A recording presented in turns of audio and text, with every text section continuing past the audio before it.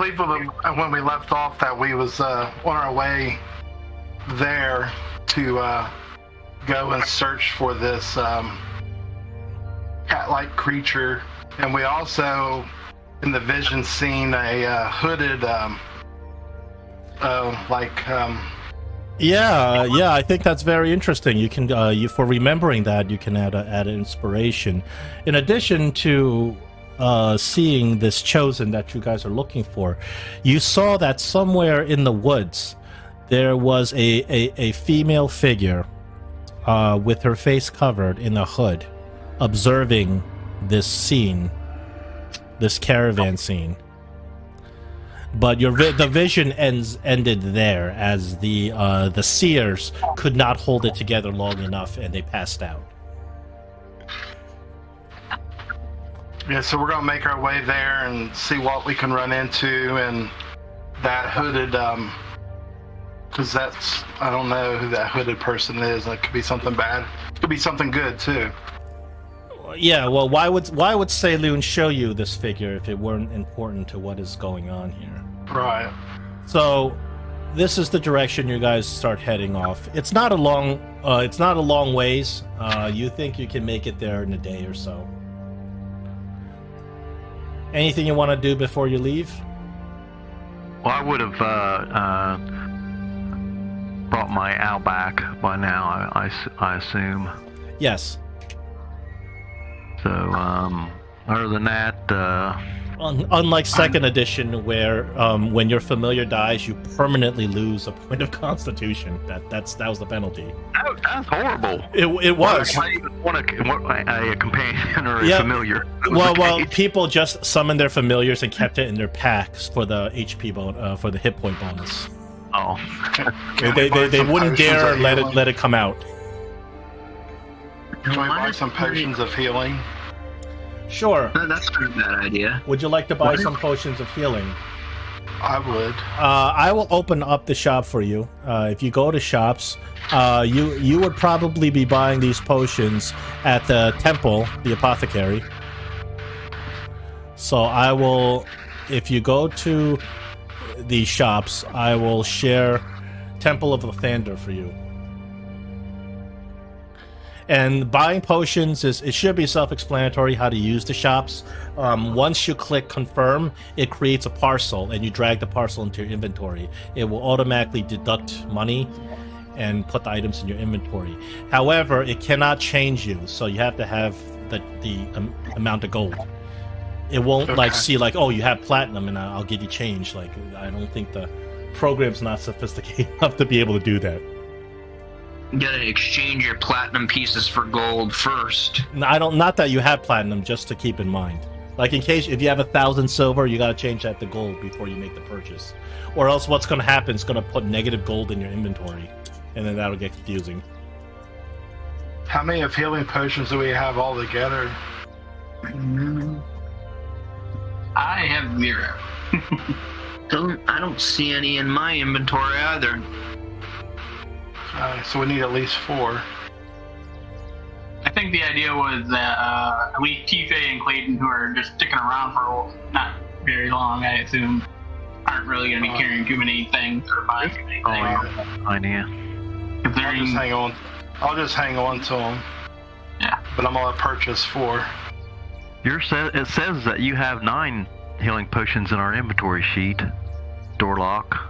Oh, that's 8 for me and 1 for you. Never mind. I was going to say, I have 0. Let me take a look into the party sheet. Do you have anything in your party inventory sheet? That's what I was going to look at. You certainly don't have any healing potions. I think we already took out whatever was in there. I can sell the stuff if you ask me to inside the party inventory sheet. 50% markdown. That will go into the party gold. I am not distributing party gold right now just because of the complication of Typhia and Clayton eventually leaving. That's why I haven't distributed the gold. Right, that's fine. But no, you don't have any healing potions inside the party sheet. Okay. If you go to shops, there should be a shop open called the Apothecary, and you can certainly get potions from there. You go to campaign and then shop. I got it. Yep, I'm good. Well, I'd say actually go ahead and just sell everything. What do you guys say? That's in our party sheet just to get rid of it. Yeah. Has anybody got a bow that they use? Because there's 2 arrow plus 1s in there that might come in handy.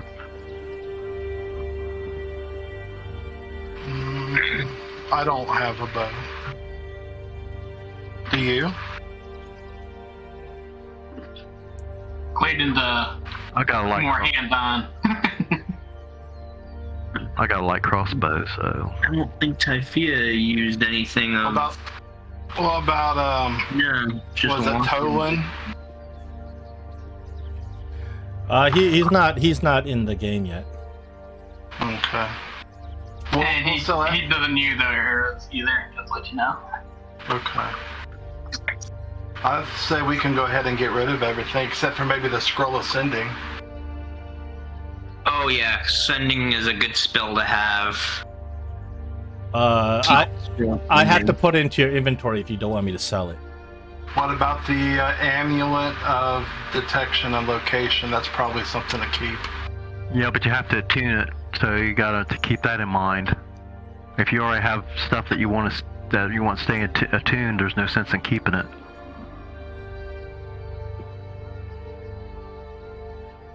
Okay. That Then I guess we'll go that ahead. was found on the Sea Hag.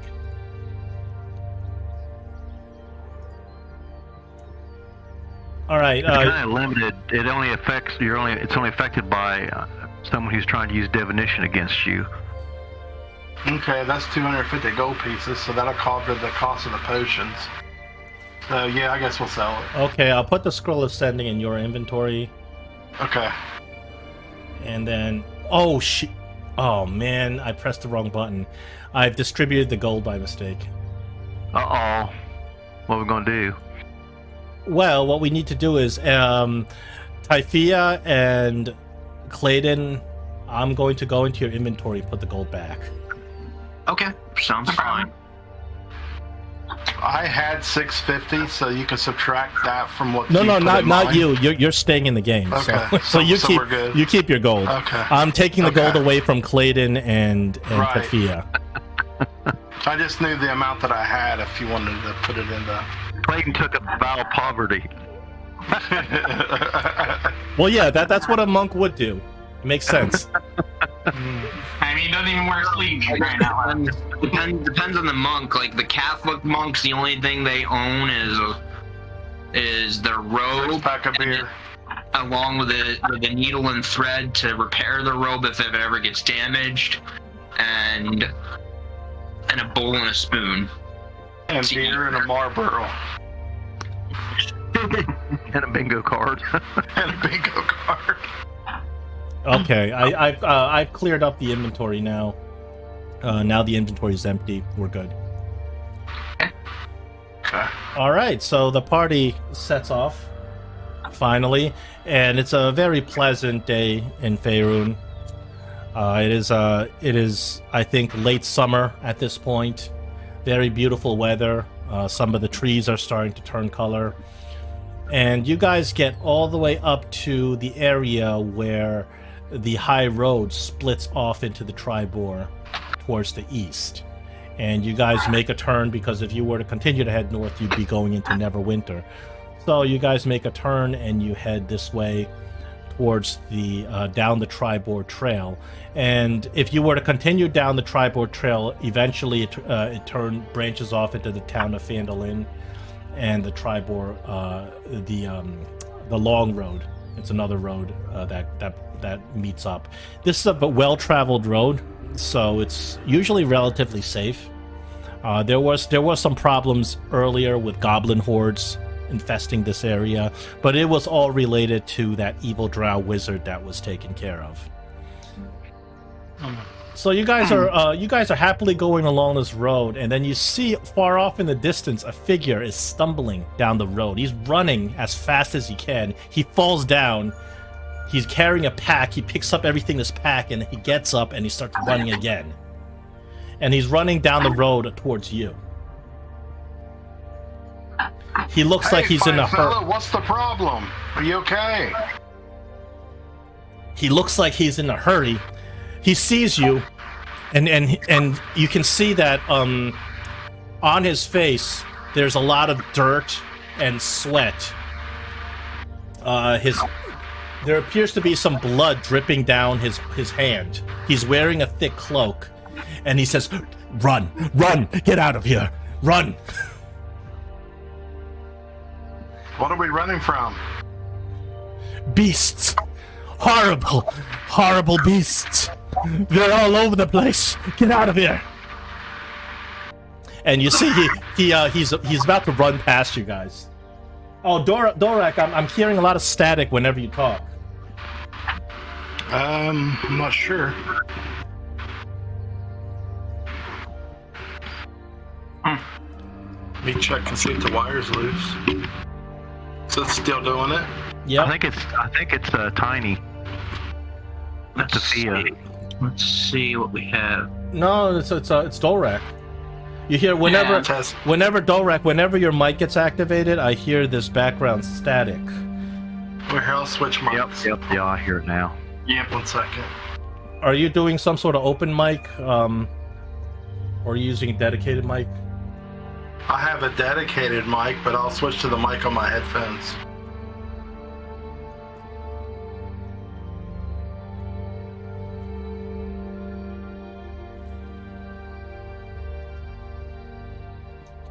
Did that seem to help anything? Much better. Okay. Yeah, Typhia, your audio has been great ever since you've been using that new mic.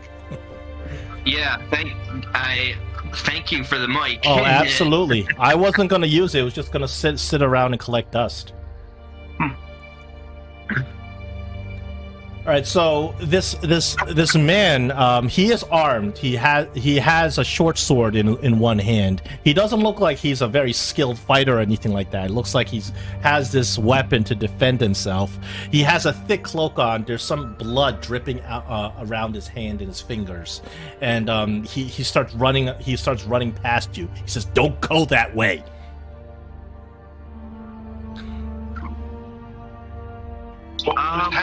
Just stop and hang on a second. Well, yeah, I noticed down that way.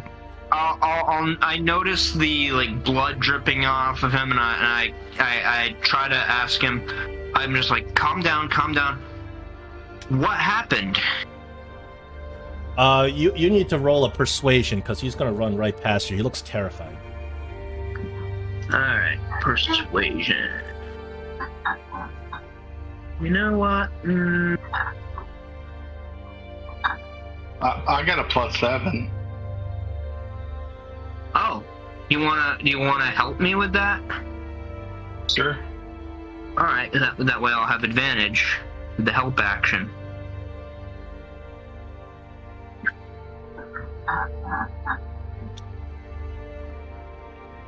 In the tower. There we go.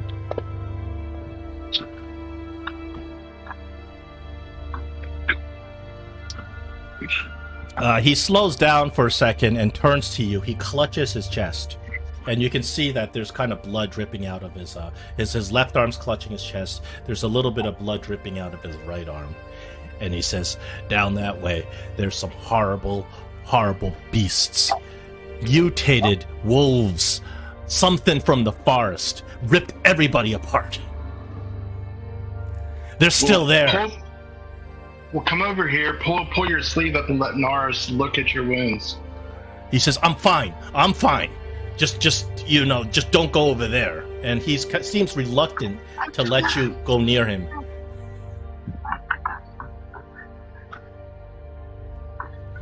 He says, "Come on, just tended to. I'm on my way to Neverwinter. I'm out of here. Okay, don't worry about me. I'll be fine. I'm just giving you a warning. I'm giving you a fair warning."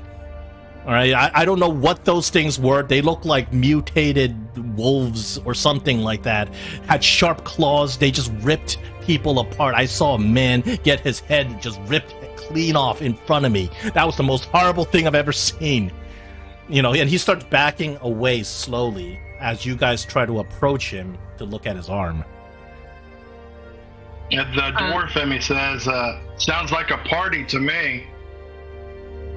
He's like, I don't know what kind of party you're thinking of when a bunch of mutated wolves come out of the forest and start ripping everybody apart.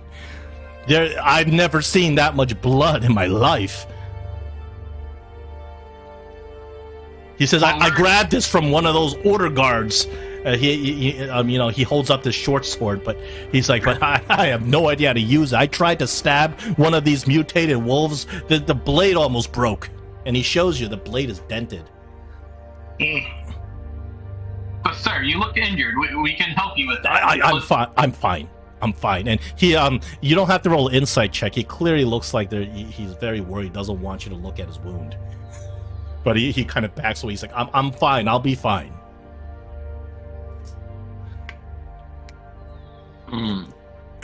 Well, I guess we'll let him go on his way. And I don't think we want him to go away yet. Or like, I don't think we want to let him. How about one of us just goes ahead to see what's ahead of us? Let me throw intimidation and see if we can scare him into staying. All right, what do you say to him? You think those wolves were bad? If you try to get out of here without talking to us and letting us check you out, you're going to see how bad we are. All right, you can roll an intimidation on him. I lost my paper. My parchment. There it is. Oh, I wonder if you can actually move the parchment with the dice tower. You can, actually. Yeah, you might have to right-click it and set it as movable. Yeah. Yeah, you have to unlock it. Yeah, I rolled. Did it go? Yes, it did go, and okay. the man seems to be more scared of whatever's going on that he's running from than he's scared of you, and he sets off and starts bolting. You can run after him. He's not moving that fast. You see that he's clearly injured and he's kind of stumbling around. Have we heard of any like mutant wolf type things before? Yeah, in the books there was all kinds of different mutants and stuff. Well, we could run after him and tackle him. I'm not sure. Yeah, I don't appreciate that. You should.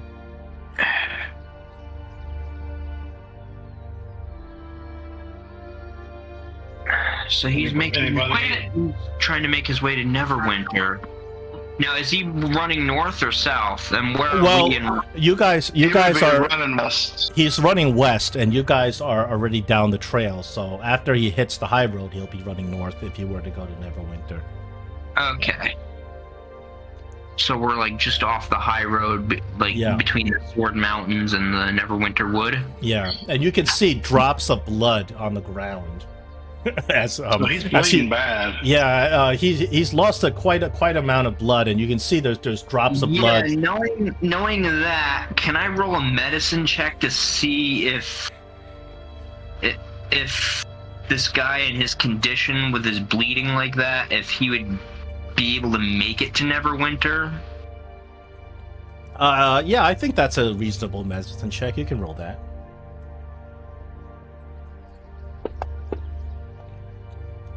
You're not really sure.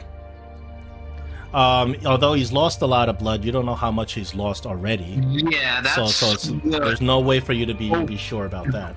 In and out of game, that's what I'm worried about. He's lost enough blood that... Is he going to make it to Neverwinter before he bleeds out? I'm going to cast Healing Word on him. As he leaves. Yeah. Good call. You cast Healing Word, and it puts a little pep in his step to the point where now he's running like full speed. Well, at least he's feeling better. At least he'll make it to Neverwinter. Good job, buddy. This person just ran off completely terrified. He barely was able to, even muster enough energy to stop and tell you. But he's telling you that there's something happened. Something happened over there. Some creatures had just caused a massacre. He gets to the other trail and looks down. His blood stopped dripping from his arms. He's like, "What? How'd that happen?" I would think we start to dash up the hill to see what's on the other side. Right, Yeah, I'm ready. Yeah, I'd say we start heading toward that trail, toward where he's running from, and see if we can see what's going on Yes, and ourselves. So you guys kind of double you kind of double move at this point. I mean, with a little bit more urgency. Now it's getting to dusk. yes, and we should Sun is tread carefully. sun is starting to set, and the first thing you guys see is a cloud of smoke far off in the distance along the trail, just over the hill. You guys run over and you clear the hill, and in front of you, just around the bend, lies the wreckage of a very colorful caravan, the same caravan you saw in your vision. The caravan is tipped to its side.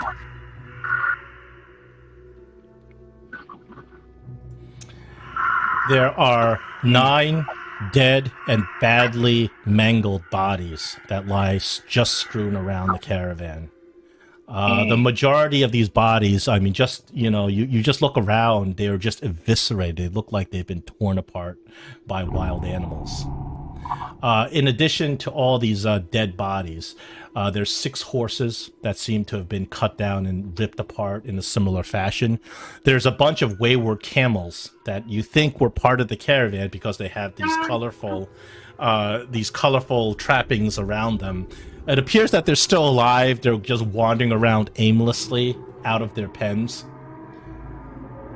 As you look around in all this carnage, you see that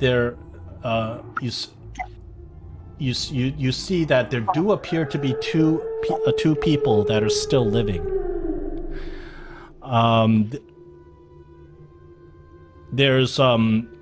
There's a humanoid figure. It appears to be that woman you guys saw in that vision. She is kneeling down, and on the ground there is a child. She is running. She is doing something. You're too far away. This is about 150 feet away. You're too far away to see what she's doing, but she has her hands on this young child. She has blood all over her hands, dripping down from her hands, and the blood is all over the child in a big pool. Clayton would immediately dash over there. So you guys run at full speed, just surveying this horrible scene. You run at full speed, and as you get over there, the hooded figure rises. The child is on the ground, and you can see that this child is intact, unlike the other bodies that are ripped all apart. The child is still intact. She appears to be breathing and still alive. It's a human child.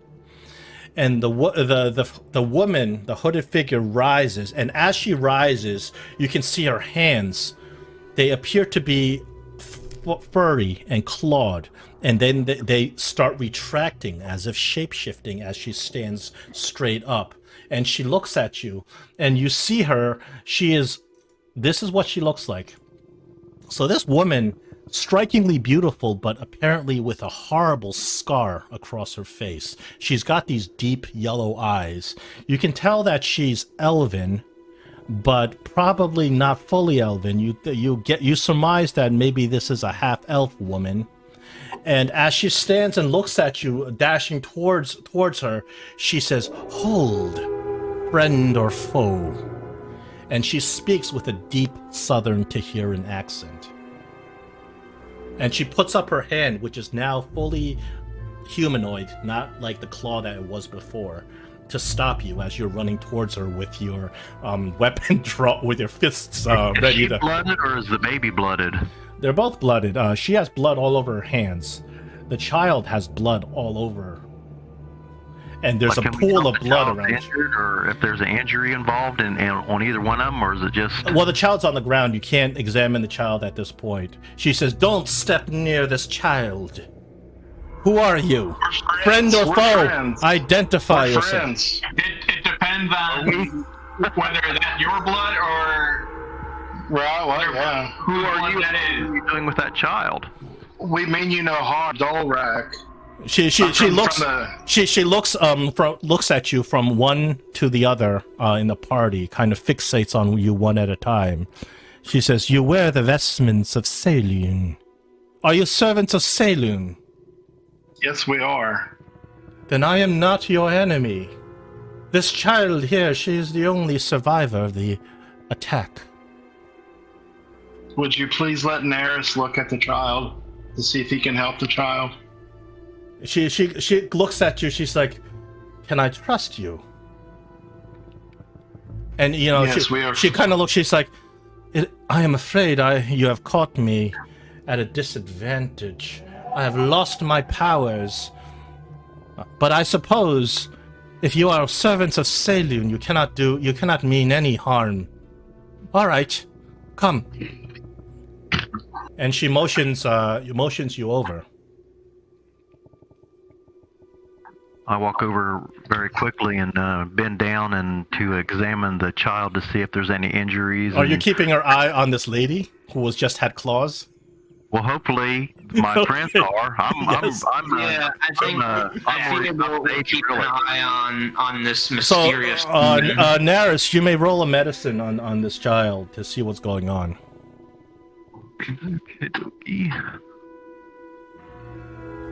You want that in the tower? Or? I think the tower would be better. So, as you examine this child, you realize that the child has a massive fatal wound to the neck. It appears that some sort of animal had torn the child's neck open. However, the wound has been healed. You think that the child was just magically resurrected. And the woman speaks. She bends down to also help cradle the child while you're examining the child. She said, "You took all of my strength to resurrect this child. She is the only body that is intact here. Everyone else, I'm afraid, is beyond any healing. Not that I can provide." Wait, you say this is the only survivor? We just ran past one person. Yeah, a man came running away from this area, and he said something about beasts. Lycanthropes, werewolves. That is what killed these people. Are you one of those? I am not. I'm sure I Insight check. balls where your hands are. Yeah, you can. You may roll. Whoever has the highest insight, you may roll the insight on this lady. I mean, the circumstances do seem a little strange here. I've got a +6 to insight. I got +7. All right, then you roll.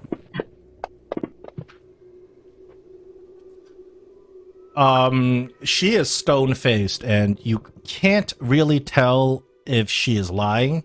But you can tell that she is very wary of you, and she is ready to, I guess, either run or attack or do whatever is necessary if you were to prove hostile to her. You can tell she's very defensive.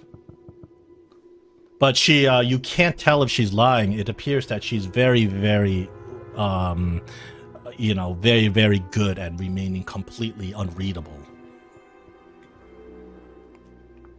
And she stares at you. She says, "This caravan was attacked by werewolves. Not more than 3 hours ago. Perhaps someone may have escaped. I could not see. I was fighting them in a melee. There were a dozen of them. They overcame me and took my druidic focus. Thus, I am powerless to stop them." Also, you're a druid. I am. That could My- explain the claws. She looks at you and she says, "My name is Kyle de Hinalil." And although I think there's like 2 or 3 of you that speak Elvish, right? Well, my character obviously speaks Elvish. Yes. But she's no. So the name Kyle de Hinalil in Elvish directly translates to servant of nature, and that is a really odd name for an elf. It's not something typically that an elf would name themselves. But she says, I am a druid. I am a servant of nature, and I was called here in distress." And she cradles this young girl over. She cradles the young girl that Naris. You think that the young girl's going to survive? It appears that she was magically healed and resurrected. She had recently died from a fatal wound. And she says, "Byra here, you see, was born with a very powerful gift. I had been watching her for many years now. She has the power of vision.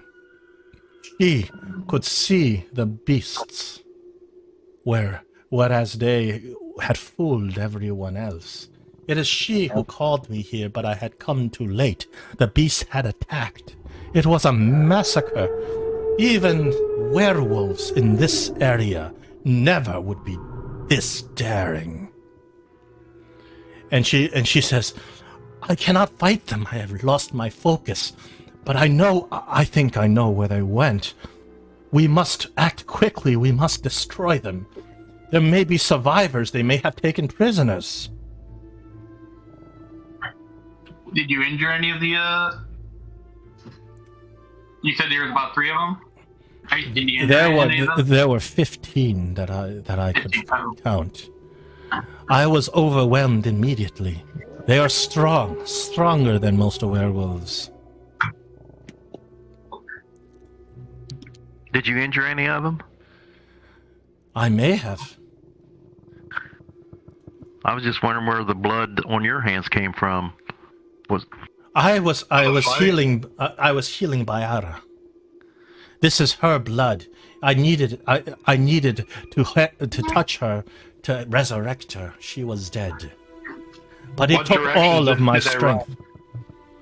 She says, "I know where they are hiding. If you can get me my focus, we can fight them together. I can see that you're not mere amateur fighters, but even you, against 25 werewolves, you will be slaughtered as well. We must fight them together." Where will we find your focus? They took it from me. I know where they went. I have tracked them. I have sent out a message to my friends, but they will not make it here in time if there are prisoners. Whoever these werewolves are, they are interested in increasing their number. And What are we going to do with the child? Are you going to go with us? You need my help. Yes, and what we're going to do with the child? She says, "I will make sure she is protected." She says, "I still have some tricks."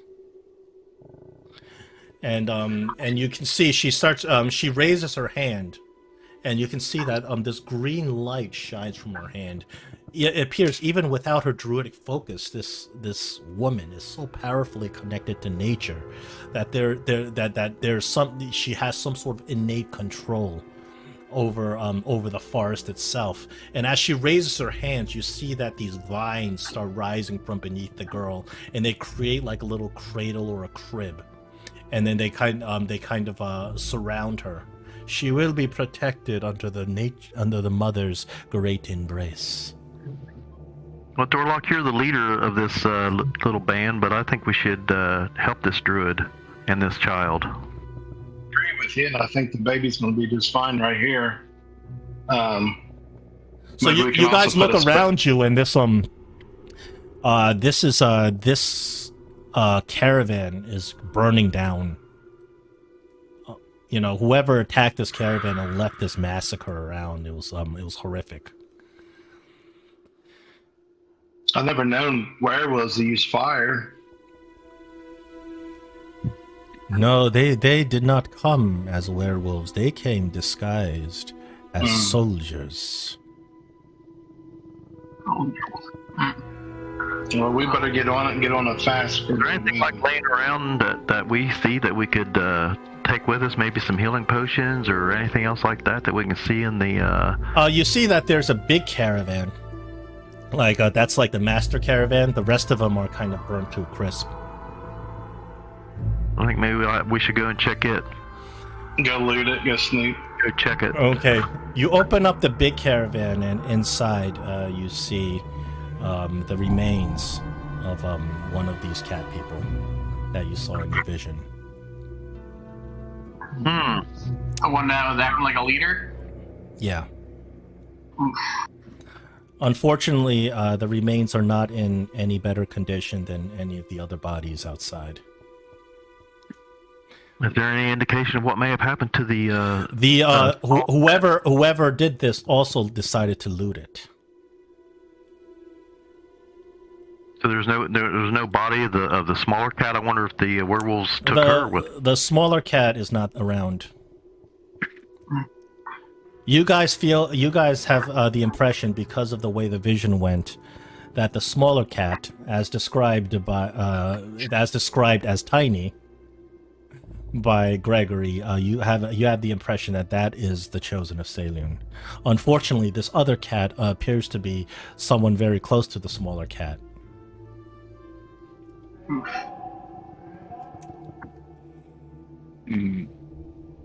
Should we shout out to see if there's anyone else around here real quick? There might be hiding. Go for it. Well, Yeah, that would not be a bad idea. Start yelling, hello, anyone out there? We're here to help. You get no answer. Alright. Well, Dorlak, I follow your lead. I assume we go try to find the... I would like to ask the druid lady if she knew of these cat folk. The cat folk? You mean the tabaxi? If that's what you call them, then yes. Yes. These people are travelers from a faraway land. I know of their kind. I am quite traveled myself. I was an adventurer, quite like you in my day. Much have I seen across the lands. These cat-like people, and they are people,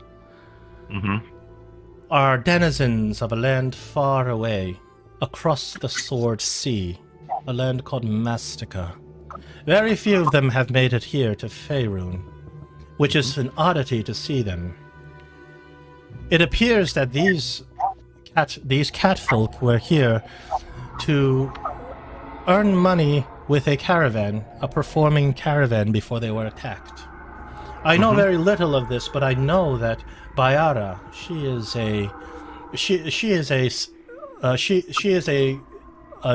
a girl whose mother was a townsfolk of Phandalin.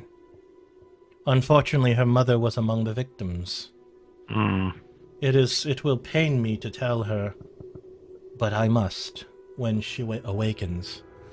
I do not know what Bayara had seen, but she had sent a message to me through a dove that she was under attack, and I came as quickly as I could. She said that people that weren't people, but were truly wolf-like monstrosities that walked on two feet. They came disguised as soldiers, and she said through the dove that she had come to this caravan to watch a show. It was quite an attraction to the people of Phandalin, as this caravan had been moving east and west. And she had come to enjoy the show when all of a sudden a woman had spoken out and screamed and said, "The show is over." She says the woman was one of these werewolves. And after she had screamed this, she did not know what happened, but then people were getting killed, murdered, ripped apart by these wolves. There was some fighting. When I had arrived, the damage was already done. Everyone was murdered or kidnapped. And there were at least a dozen wolves that surrounded me, attacked me. I used my most powerful magics to drive them away. And I have placed a call out to my friends. I believe I can trust you at least enough to tell you this. I am a harper. And it is our duty to root out evils such as this. I have placed a call out to my harper friends. They will be here, but I don't know when. Perhaps they will be here tomorrow, and that might be too late because these werewolves, they're clearly out to increase their numbers. So if there are survivors, we must rescue them. So they were done. They were pretty much done with the camp, and on the way out, when you was able to make it to the camp, and they just did the little girl hide from them, or how was she saved, or did you literally just save her from that? She was killed. I used all of my strength to resurrect her. Yeah, that's right. I knew that. Yeah. All right. Well, I think we gotta make haste, guys. I'm in agreement. So she. How far do we have to go? It is not far. There's a cave nearby called the Cragmaw. Was previously infested by goblins until it was cleared out. It has remained empty, but I have tracked them there. It is where they're hiding. Please, find my druidic focus. It is an amulet. It has a picture of me and my husband on it. My dear late husband. Give the amulet to me and my powers will be restored. I can help you fight these werewolves. If you fight them alone, it will be a very difficult battle. I think so too. I am still a druid of considerable power.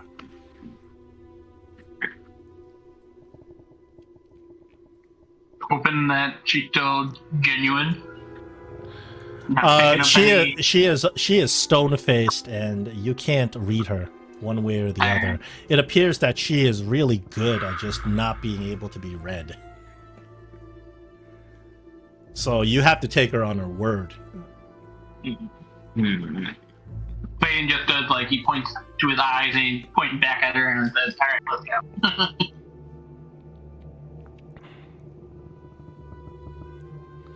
All right. No.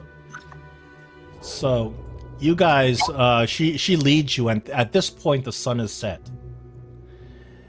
And of course, it's gotta be dark. Yeah, the sun is set. And of course, there's a moon coming out, and despite the fact that you guys are worshippers of Selune, you're not happy to see a full moon out tonight. Right. We know that empowers these lycanthropes. In D&D, you don't have to have a full moon to turn into a werewolf. Right. They do it by but full moon certainly empowers their curse. So you guys sneak up around a small mountain. You sneak up to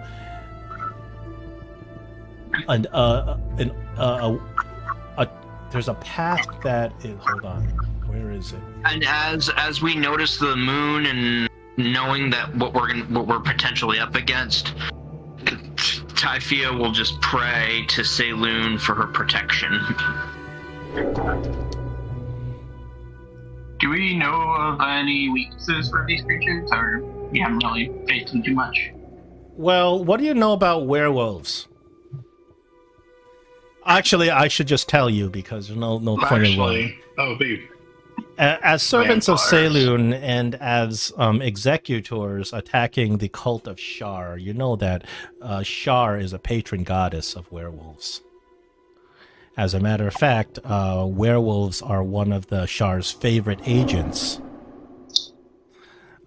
because they are creatures of darkness and they are a perversion of Selune's light. That's why she loves them. So you are experienced. You've fought werewolves before. You've never 20 werewolves all together. That's a lot of werewolves, and you're pretty certain that you can't take that on with your party.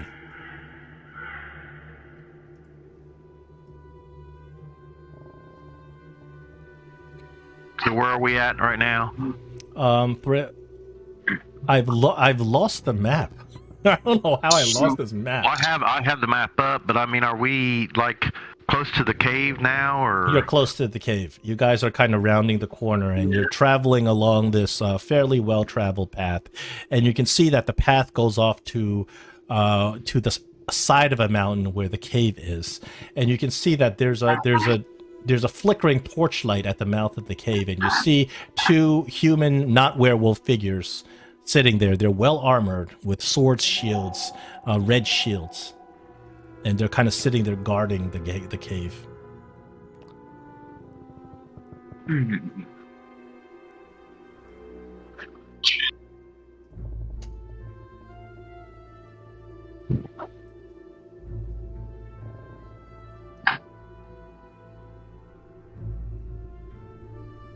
Well, what are we doing, guys? So the woman Kyle, she says, if you attack them straight on, you'll be in for a very challenging battle, and I'm afraid I can do little to help you without my druidic powers. I recommend you go in and find a way to retrieve my focus. Give me my power back, and we can take them on together. Can we see any other way into the cave other than the main entrance? From what you can tell, the cave seems to have one entrance. Naris, can your familiar take a look around and see these other entrances? Or... Sure, I can send Cujo and have him fly over towards the cave and maybe land in a tree close to there. Able to go into the cave, can she? I don't know how. I can try that, I guess. And then maybe grasp the amulet if it's just laying around with its talons and just bring it out. Well, how far away? I can only communicate with her, 60 feet? Oh, you can communicate up to 100 feet, but then you can still give them instructions and they can go on for whatever, 200 feet or whatever. It's not like you get out of range. You just can't reach. Okay, then I'll have Cujo kind of fly over, maybe land in a tree close, and just inspect the guards that are there, and then maybe fly in as quietly as she can, and go in as far as she can before she. Your owl perches itself in a tree, like a pine tree, near the cave, and it can see. Distract the guards. Sort of. Yeah, it can, but if we took a big rock and threw it the opposite direction as Cujo was going to fly into the cave, they would look away to see what was going on, and then Cujo could get in. Oh, that's not a bad plan. That's a good strategy. So the your owl kind of sits there on a pine tree next to the cave. The mouth of the cave has a stream running through it. And there are two kind of guards. Both of these guards, from what you can see, they are dressed in some sort of regalia with an axe. There's an axe on the shield, and they have similar outfits. They look that kind of outline that they're part of some sort of a militia group. They're wielding swords and the shield, and they're standing guard at the mouth of the cave. But they're not part of the Cult of Shar? They're not. The regalia is not Cult of the Shar. Is not a Shar. Well, I'll describe the insignias and stuff to the. All right. You describe the insignia. We need a history check. Somebody with the highest history. +4. +4. +4 higher than me. I'm +3. Okay. You guys gotta study more books.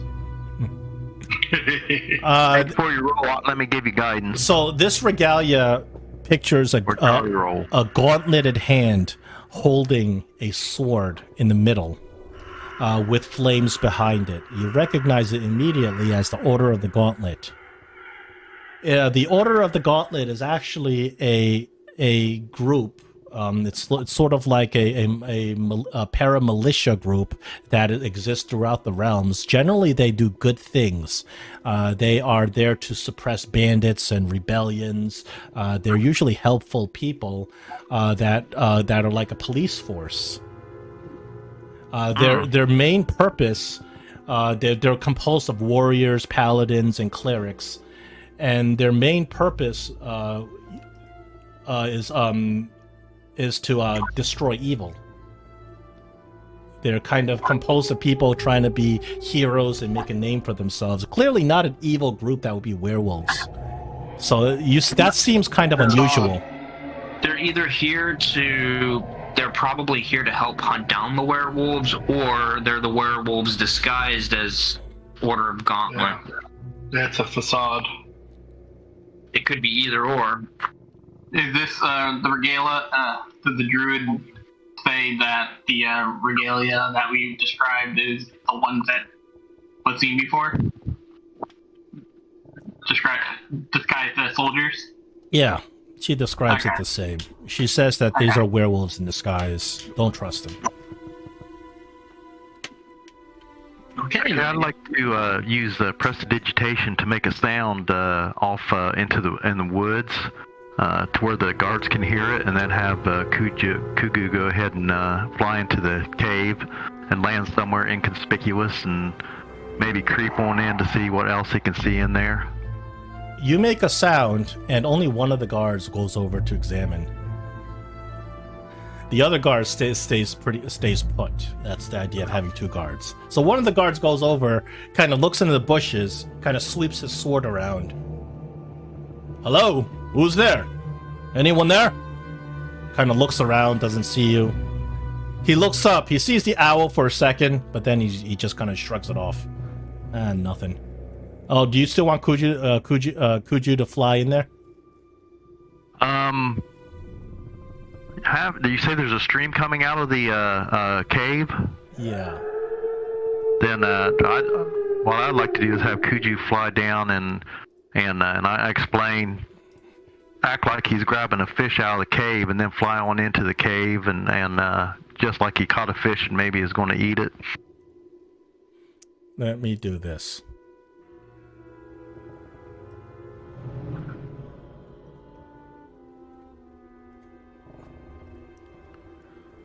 All right. I'm going to take Gugu and make it under your control. And then I'm going to open the map and see if you can see it. Yep. Yeah, I see Kugu. Okay. Now I need to populate the map. Hold on.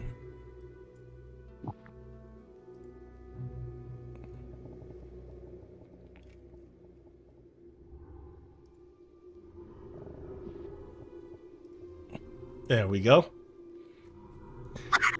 All right, I think, are you able to control the owl? Yep. All right.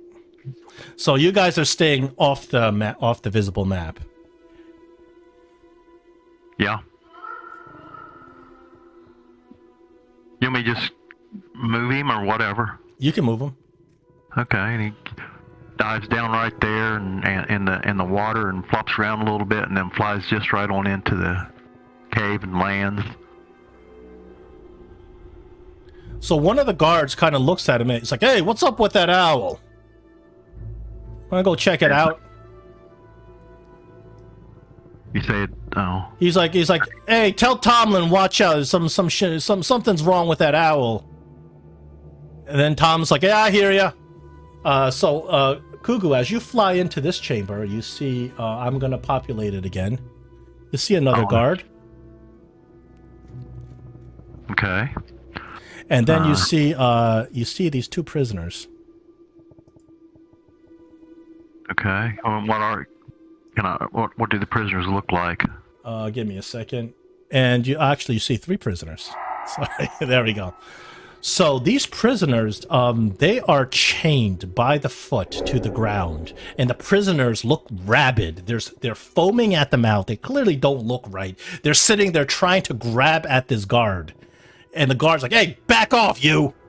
And he clunks the prisoner on the head, and the prisoner kind of backs off. He's acting like a dog, and he starts whining, and he backs off. Dumb mutt. He's like, you want some of this? Sit down. You're disturbing my sleep. And there's a third prisoner all the way on the edge. He's a big burly guy, completely unconscious. These prisoners have been stripped of their equipment and their clothing. They're in loincloths. Okay, so when he hears all the commotion made by the guard, Cuckoo's going to fly on into the cave a little bit, land on the ledge, and kind of sit there and see if he can see anything from there. On the ledge, you see. Hold on. Let me populate more people. You see what appear. This dark-skinned lady. She appears to have like a military rank on her. She also has the same regalia as all these guards, and she's just sitting there patrolling, walking back and forth. She's got a torch. She's walking back and forth across this bridge. And then you can see that another guard comes up to her, looks like an advisor, says something to her, and they're kind of talking to each other, arguing. At this point, this is about as far as Cuckoo can fly within your... He has seen some things, so he's just going to fly back out and fly back to me. Yeah.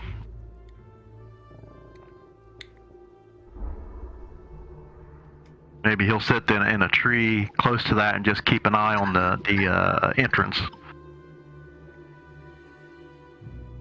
While we're and then he'll of course, I've seen everything. I tell all the rest of the guys about the three prisoners and about how they're being treated and how they're acting, as I've seen it through the eyes of Kugu. And then as I flew on in, I seen someone that looked maybe a little bit more important with some insignias on her and stuff like that, guarding a bridge across the little stream. And then that's when Kugu come back out.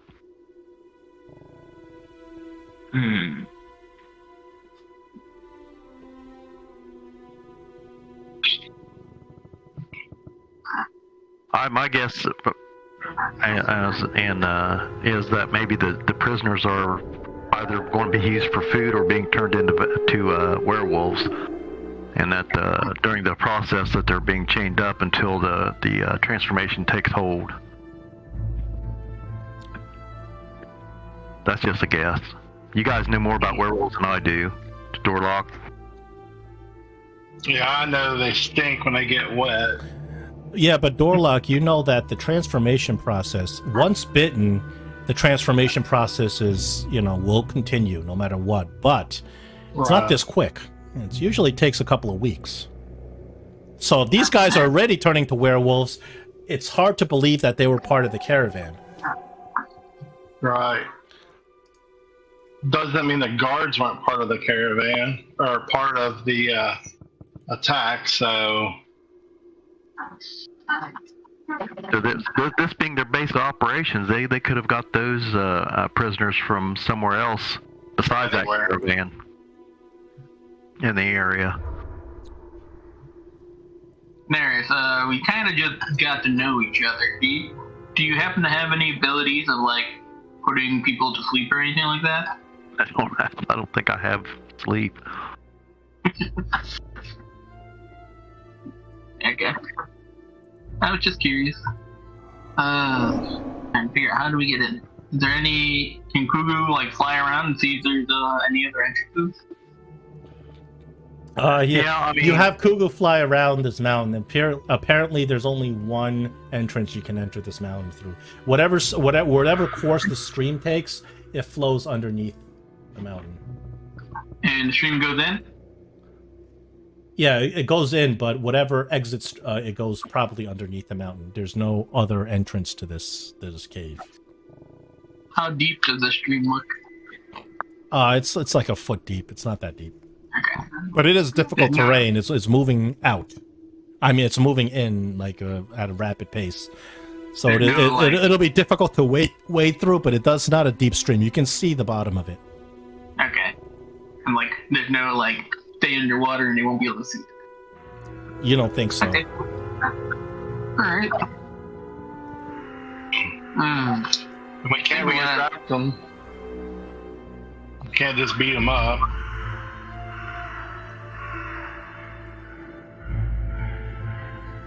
I think we gotta get them away from the entrance so that hopefully if we do start a commotion, they don't like go in saying, hey, there's... Well, either way, if we can't go big, we're gonna have to go subtle somehow. Yeah. I'm open for suggestions. I forgot that I had Speak with Dead. Could have came in handy when we were at the camp.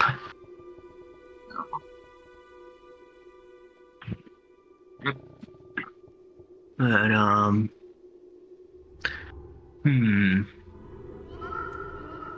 well, let's see. No, if we're gonna... We just jump on, just go up and go in with a bang, or what? I don't know. Anybody got a invisibility potion? No, chances passed to buy one. The chance to buy one has passed. Yep. Wait a second. I have an invisibility on my cloak. Ah, there you go.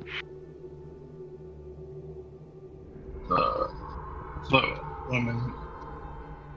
for the duration, you see invisible creatures, object. Doesn't mean it makes me invisible. It makes me see invisibility. That sucks. Never mind. No, that's one of the spells on your cloaks that make you see invisibility. Yeah. Unfortunately, you guys don't have the invisibility spell. That's why I asked if anybody wanted to buy anything. Well, then again, you don't know what you're going to run into, so. Yeah, we never knew what we was going to Exactly. So you can't predict what you need, but. Hey, I got Sune's mace in my inventory. We was supposed to. That should be going, shouldn't it? Why is that? Are we supposed to keep that? Why wouldn't you? Oh, I didn't know. I didn't know if that was we were supposed to get it back to the at the temple, or if so we are supposed to keep it then. I assume you just took it. Yeah. Okay. Unless you want to kind of retcon and say you didn't take it. Let me price that. That's not properly priced. Hold on. One of those. Well, we got that in the boat, right? In the sunken ship. No, this is a mace you found in that temple during your quest. When you solved the puzzle. The candle. Yeah, it's a very powerful mace of disruption. Right. But it works generally on undead, not really on lycanthropes. Because you wasn't able to identify it. Yes, well, obviously later on you brought it back to your temple, and you're able to identify it. Okay, well, that's probably why I didn't notice it, because we hadn't had it identified yet or something. But okay, I just wanted to ask that. What we're going to do? Any bright ideas? Well, I'm a dwarf. Nothing. Ideas I have are bright, so let's just go hit them. I have the silence spell, so that maybe what we could do, if we're gonna just go fight them, I could cast the silence spell so that anybody that's inside this guards and silence, and that's not a bad idea. I think that's a good idea. That way, if we are gonna fight these two guys, then if we're gonna fight these two men that are outside the cave, I can cast the silence spell so that reinforcements wouldn't be able to hear us. So, and that's only get past two. Well, we got one right around the corner is the third one. That's pretty important, getting past them too. So I'm down.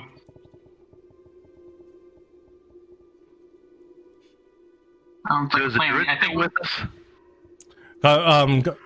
Kyle, your druid friend, she's hiding in the corner. She says, "I would be very careful.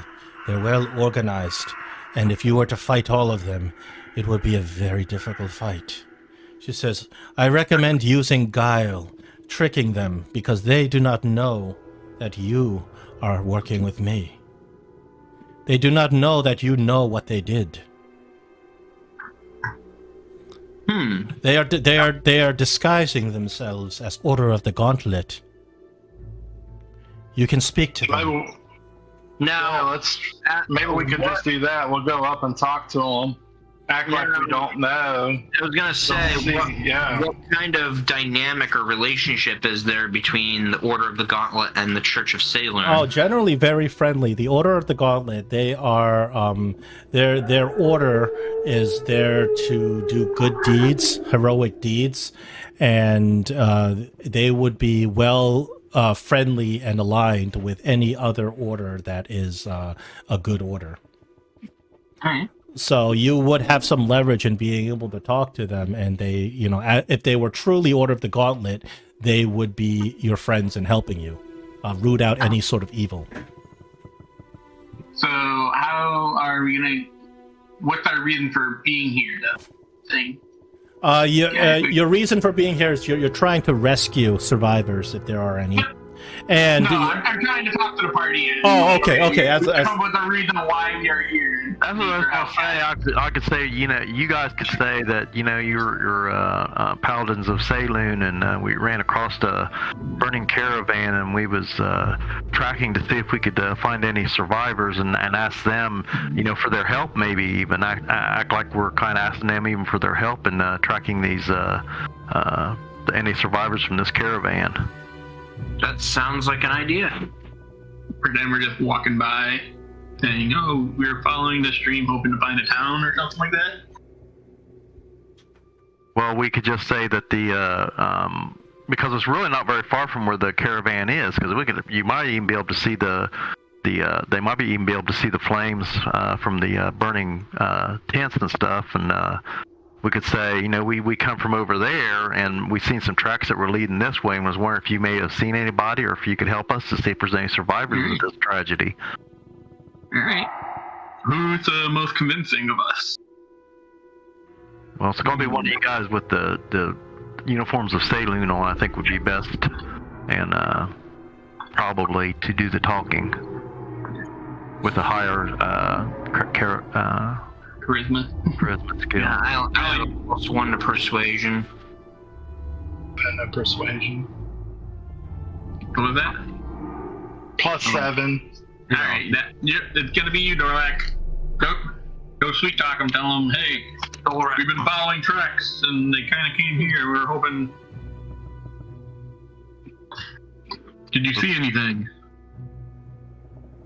Oh, are we on? I didn't even see us. Hold on a second. Don't move yet. Okay. There was that big error message. I'm trying to figure out what the hell's going on. Oh, I didn't get one of those. You didn't get one? I didn't get an error message. No. Oh, I got a big error message. I'm trying to figure out what caused it. Huh. Okay. Yeah, there's something going on with a weird token. It probably has to do with a recent update. Oh, a door lock. What's going on with your token? Your token is tiny. Hold on, let me resize that token. That's what she said. I thought Tiny was a tabaxi. Tiny is a tabaxi. All right, door lock. So the party, as you guys approach, Kyle says, they should not see me with you. See you with me. If they see you with me, they will know that you are with me. And you can see she just very expertly kind of fades into the bushes and gets surrounded by vines and leaves. Hides away and lets you guys go up. She says, "Remember, my token, my druidic focus. It is a golden locket. It has a picture of me and my late husband. Find it, deliver to me." Very well. Lead the way, Dorlak. So Dorlak, as you approach the cave, you're obviously spotted immediately by these two. Order guard holds up his hand. Hold there! Who are ye? Friend or foe? I'm on So step Dorlac. here. Step into the light. Daughter of Selune. He raises his torch. Ah, a Selunite, all the way down here. Well met, Dorlac. My name's Tomlin. Name's Tomlin. What are you doing out here in the middle of nowhere? There was a caravan attacked over on the trail, and we're looking for survivors. Oh, so you must have seen it too. He says, Yes. wait here 1 second, I'll get our leader. And the order guard goes in. And he screams, Vardra! You got some paladins of Selune out here. Think they're out to find the werewolves too. And that woman, Naris, you saw earlier, appears to be the leader of this Order of the Gauntlet. She comes out. She kind of sizes you guys up, and then she extends a hand. Well met. You're Dorlac. My name's Vardra Gale, High Lieutenant of the Order of the Gauntlet. Well met. I wish it could be in better circumstances. I'm sure you've seen that attack, that horrible attack by the werewolves out on the Tribord Trail. Is that why you're here? Well, we're looking for survivors, but we didn't know they were werewolves. You didn't know they were werewolves? No. Well, yes, they indeed were werewolves. Because when we came, it was much too late. We only found 3 survivors, and they're not in good shape. Can we see the survivors? Well, hold on a second. What are you doing out? It seems a bit suspicious. What are you doing out here? We were headed north and ran across the caravan, and we decided that we would come in this area and look around for any survivors and see what we could do to help. And she says, how do I know you're not the werewolves? Or you're not working with the werewolves? Well, I guess you just have to take my trust. How do I know I'm not a werewolf or working with the werewolves? She says, the head werewolf, the alpha female.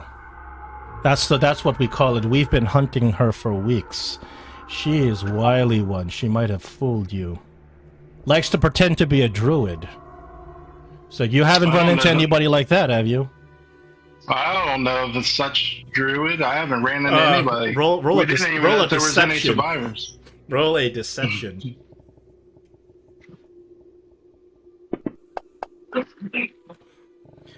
She looks at you. She raises an eyebrow. She says, well, I suppose you Selunites would be able to decipher a werewolf from a true druid. All right. You can come take a look. You may be able to help us here with these prisoners are in bad shape. She said, come in, and she leads you. Come on, guys.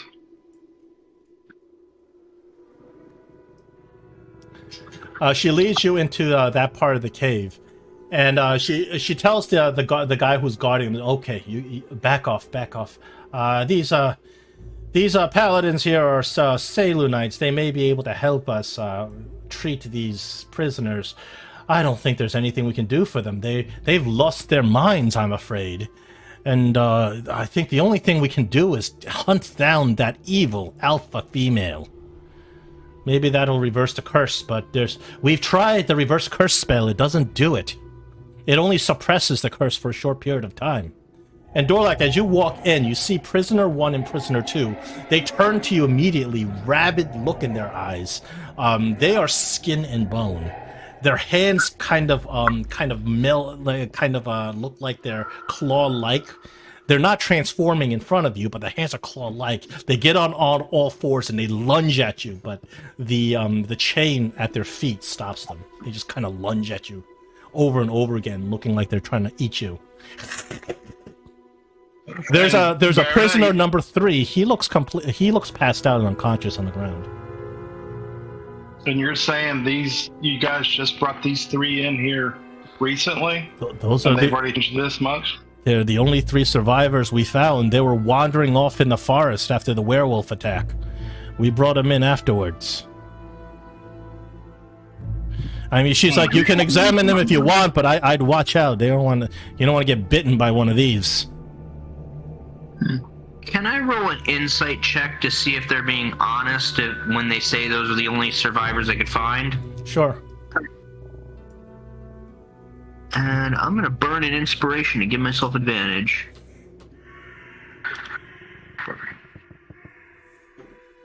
Insight, there it is. Burn. As far as you can tell, she's not lying to you, but it's really hard to tell because she is another one of those stone-faced commander types. Hmm. So, Dorlak, you're looking at these two people. They are beyond even human at this point. They're just acting like wild animals, rabid wild animals looking to bite you. And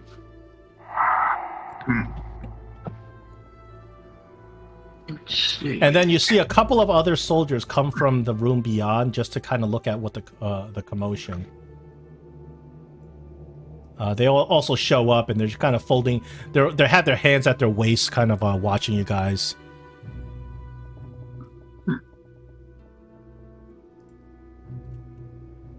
Clay will walk over to Nerys and kind of whisper him, "Hey, do you think we can get Kuga to look a little bit further into the cave?"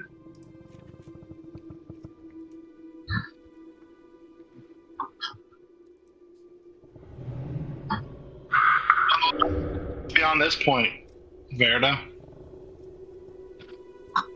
He says, "This." Can we come there and look around? She's like, "This cave was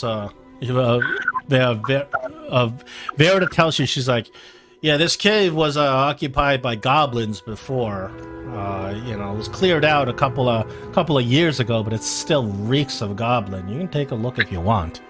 Nothing much in there. We just using it as a base while we track down that alpha female." Right. You guys want to walk in there and look around, or what do you guys want to do? Well, yeah, I mean, there's nothing suspicious here. I mean, I'm gonna go try to find a little chamber pot, possibly. It's been on a tough road. Haven't been feeling well. Okay. All right, so you guys walk through the rest of the cave, and you can see that to the room to the east of this area, there's two order guards. They greet you as you walk in. They're cooking some rabbit over the fire. They have all the order guards' equipment, their weapons, order insignia, kind of hanging about. This fire feels nice. Any extra rabbit? The hungry. order guard just motions, "Hey, help yourself." It's like, "You're here to help us fight these werewolves?" Yeah, we're just here looking for survivors. Well, you But found we'll do them. whatever. I don't know what you're gonna do with those survivors. They're not even human anymore. And you said this is rabbit? Tastes a little tangy. Almost tastes like people. Well, it looks like a rabbit, so I mean, yes, maybe somebody polymorphed it or something. Kind of looks like a rabbit, and hopefully you shouldn't know what people taste like. How much worse? If Dolrak was actually a cannibal before he became a servant of Selune. Actually, no, wasn't he always a servant of Selune? I was like an orphan. Yeah, his life prior to being a servant of Selune was unknown to him. So Vardra comes over, and she gives you, the two of you, like a little bit of she gives you like a mug of ale each, and she takes a mug of ale herself.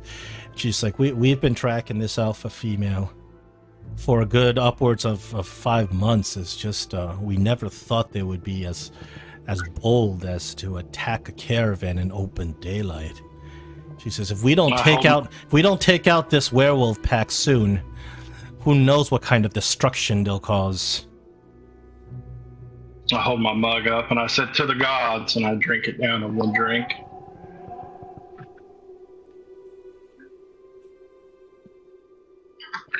Well, I mean, if you have any insight on where the werewolves are held up, so we can go and see if we can't find them and try to help you take care of them.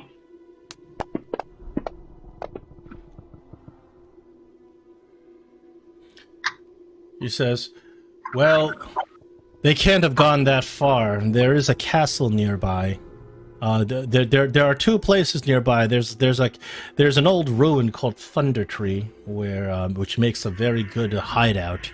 There used to be a dragon that lived there, but it was driven away by adventurers a couple of years ago. That's where we plan to look tomorrow. But then there's also an old ruin of a castle called Cragmaw Castle.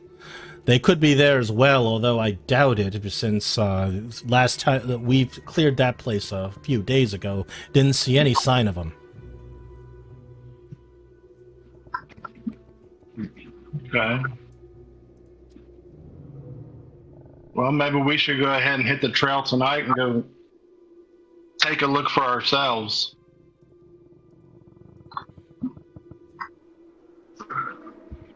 I think Clayton's gonna just try to walk past the guard over here. Where are you? He's in the loo. Oh, I see. Well, I'm gonna be using that excuse if you ask me. Yeah, I'll just walk by this guard and they try to stop me, and I try to talk my way out of it. Just checking out the cave, looking for the bathroom. I'll say, hey, I'll throw the bathroom's over here. So yeah, you walk around, and the guards don't really stop you. They kind of just let you go right past them. The cave curves around to a smaller room. Caves around to a smaller room.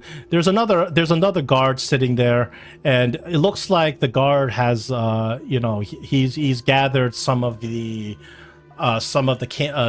traveling supplies of the troop, and like bedrolls and things like that, and he has them over there, and this is where they're sleeping. Mm-hmm. And another guard comes out over here, just kind of they just come out and watch you. As you look around, you don't see anything unusual. Nothing unusual, huh? Hey guys, how's it going? Been traveling about and saw some caravans get destroyed. You guys, what did you guys? I heard you guys also ran into that caravan and saw some things. Well, I'm the quartermaster. I've been here this whole time, but Lieben is here. Lieben here. He saw the carnage, and you can see the other one was terrible. It's disgusting. Inhuman monsters just rip people apart. Oh, the blood. I'm not gonna sleep for a week.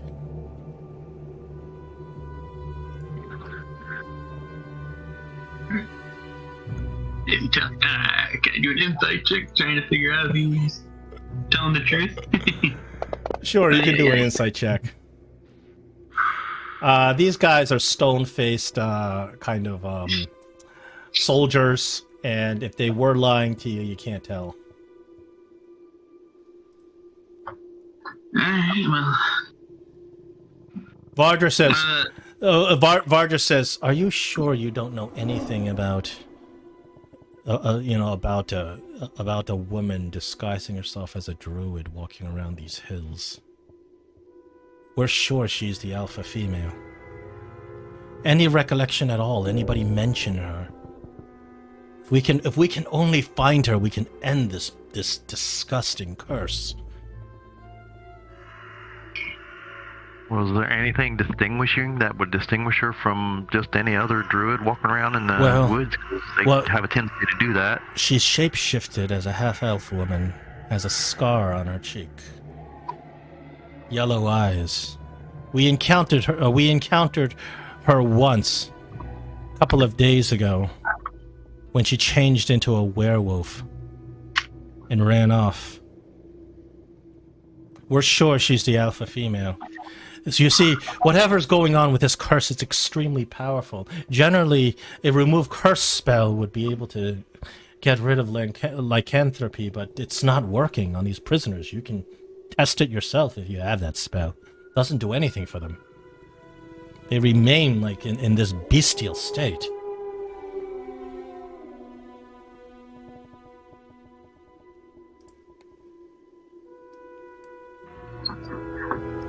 Oops.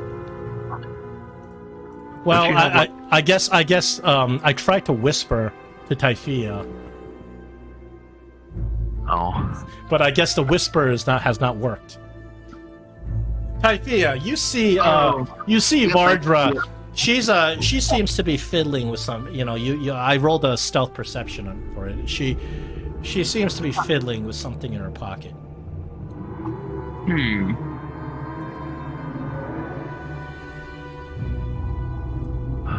So she's fiddling with.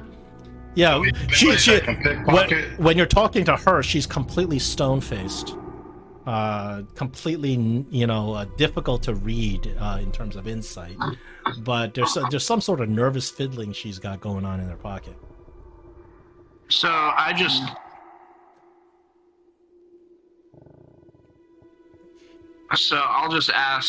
kind of ask her, like, so have you been feeling okay lately, considering these recent events? Well, I haven't been bitten, she says. Well, that's a good thing, but like, how is that? I imagine that's been taking its toll on everybody, including you.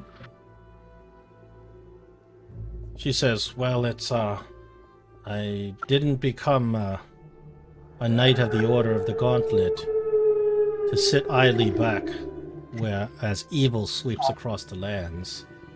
I certainly didn't expect horrors of this nature, but I pray to Torm every day, and that's what keeps me at peace. I'm sure you do the same for your goddess. Yes, and indeed. the fiddling gets a little bit kind of stronger as she says this.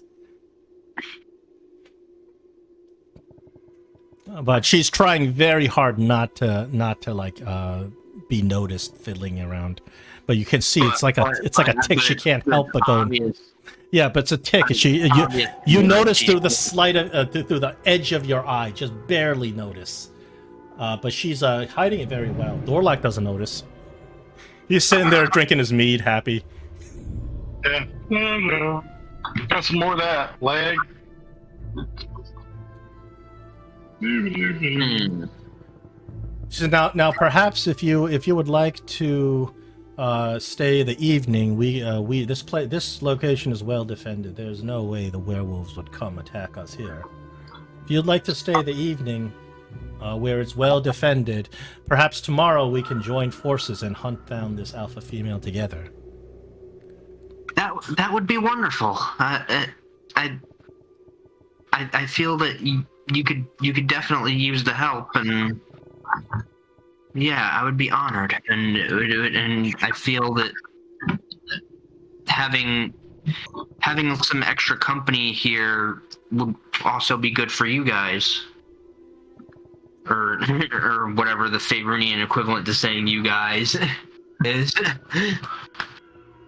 Out of character. It would just be ye, Y-E, not the Kanye West ye, but. We'll be glad to help ye. All right, what would you guys like to do now?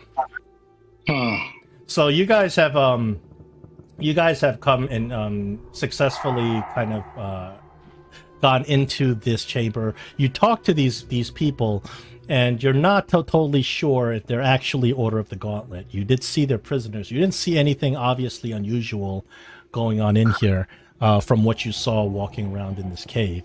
But Typhia, you noticed something strange going on with Vardra. She's fiddling with something in her pocket. You guys do know that Kael, the druid you had allied with earlier, she's still waiting outside, disguised. It appears that the Order of the Gauntlet is hunting a druid with her description, and they think that she is the alpha female.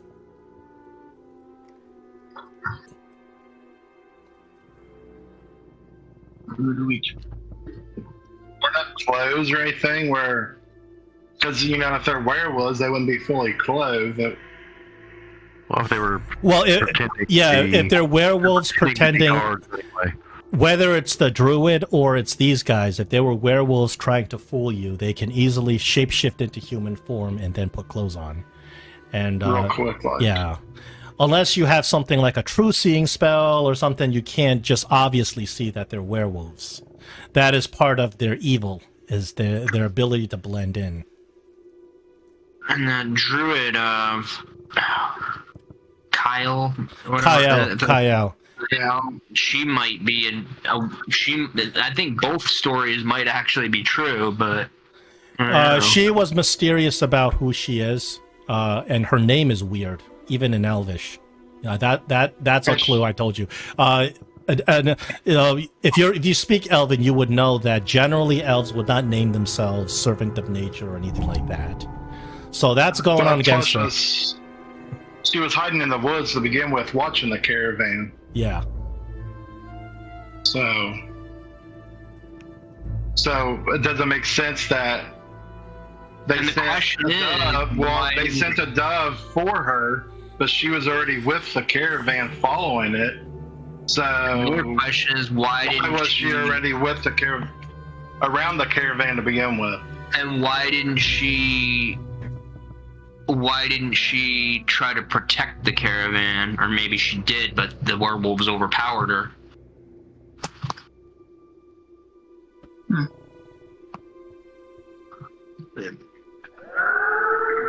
So you guys do have a kind of you're in a difficult choice of alliance. Are you going to ally with that? A dilemma. Are you going to ally with that druid, or are you going to ally with this Order of the Gauntlet? Because one of them, or maybe both of them are werewolves. You don't know. Well, that's my thing. Okay, she's the alpha female, and she's cursed the guard pack to be werewolves. They were able to get her necklace or amulet, so that put them back into human form. But if they can get rid of her altogether, then that removes their curse altogether. That's a possibility. That is a possibility. Yeah. I like how you're kind of thinking about this. So Verdra does offer you guys. Vardra does offer you guys shelter for the evening. She says you guys can kind of go put up quarters next to where the Order of the Gauntlet are also sleeping, and you will be well protected since she has guards posted, and there's only one entrance to the cavern.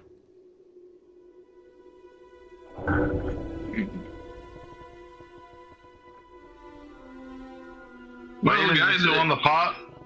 I'm gonna start making my way over. Well, guys, I'm gonna go check out where my company is and see if anything. Oh, can't go out that way. Okay. It's been nice talking to you guys. And I'll look down and say, see on the ground, nothing. But I will try to pull out a coin of silver and pick it up. I'm like, hey, did one of you guys drop it? And I'll throw it to one of them. Oh, in 5th edition, silver in itself doesn't scare them, but silvered weapons does. Okay. So the guy just catches it. He's like, yeah, sure, it's mine, and he pockets it. You should have threw a silver shuriken. Yeah, it's not like a vampire. You throw whole garlic on him or something. But if you were to stab them with a silver weapon and they're a werewolf, that wouldn't be very unpleasant. Oops. He tripped over a rock and stabbed him. I don't know enough about 5th edition. No. Okay, cool. Anyways, so yeah, I'll make it back to the group.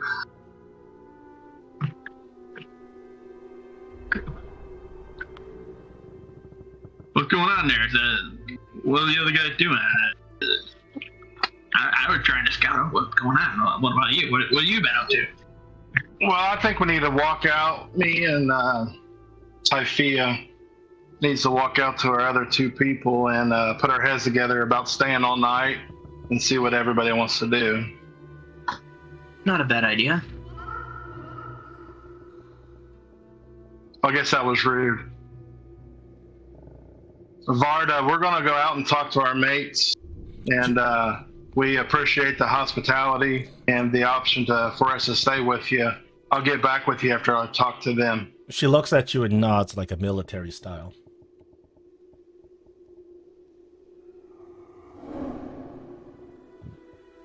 So you guys kind of walk out of the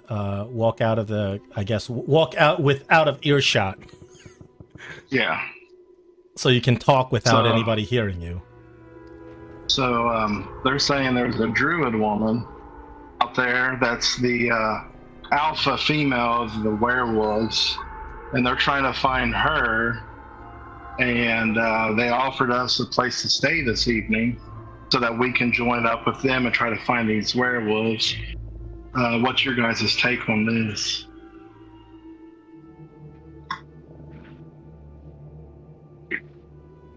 I don't know who to trust, to be honest. Yeah, I don't know even. I did lose a silver coin back there. I don't know what to tell you about that, but anyway. In the loo? Yeah. Oh, did you find any clues as to whether or not if we can find the Chosen of Selune or the other item? Well, I wasn't able to investigate the entire cavern. I can only pretend to do so much, and maybe someone else should go to the loo in a different direction. I kind of went to the right and to the left. But I didn't follow the stream completely to see where that goes. Well, Naris, what's your opinion? Oh, I'm sorry. I about fell asleep here. I'm going to temporarily banish Kugo and then make him reappear about there where Clayton is. Oh, there he is. Hey, boy. And then I'm going to have him go down. Did you say you couldn't go up this stream that way, or you didn't? I didn't follow the stream all the way. I went to the left and I didn't stay to the right, basically. Okay, he's going to fly and be as quiet as possible. So following the stream, it opens up to what appears to be a large pool. And the pool is kind of draining into the ground. You can roll a perception here. For Kugo, or? Well, if you're seeing through his eyes, I believe, is it still his perception? I think it is. It is. Well, I don't even see his perception. Oh. Yeah, you have to open it up and you look at his skills on the chart. His perception is +3.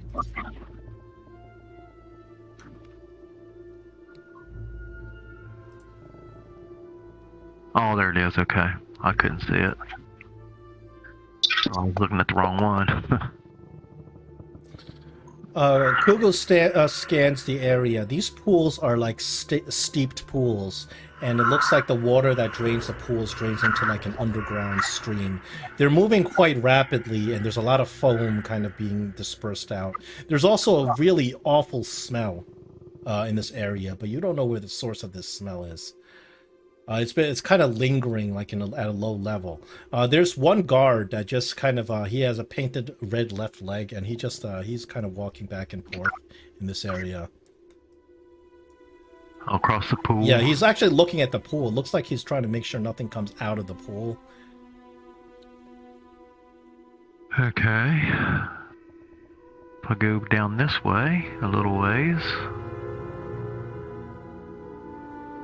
Oh, it comes out to the other side of the pool. Yeah. Okay. And that kind of circles back to the fireplace where you were at. Oh, so I've pretty much seen everything. Naris, while we're doing this, let's talk about Tiny. Okay. Tiny. So, last thing you remember, you and your mother Janice were putting on a show, and you guys had finished your part in the performance, and you were going back to the tent to change your outfit for the next part of the performance. When you went back to the tent, you started hearing some sort of commotion outside. Someone screamed out something, and then you heard some yelling and screaming. And as you were turning around, you're half changing, like you don't have any of your equipment, you just have your clothing half changed. As you turned around, something hit you on the back of the head really hard and knocked you out. That's the last thing you remembered. You didn't even manage to open the flaps of the tent to look out to see what's going on. Now you wake up. You are blindfolded. You are gagged. It appears that you are inside you are kind of inside a sack, a burlap sack. You do not have any of your equipment, therefore you have no access to your spells or your skills at this point. Your spells or your bardic abilities at this point, and you can't speak, so no, you can't do anything verbally. You kind of struggle, and your hands are bound with thick leather straps. So are your feet.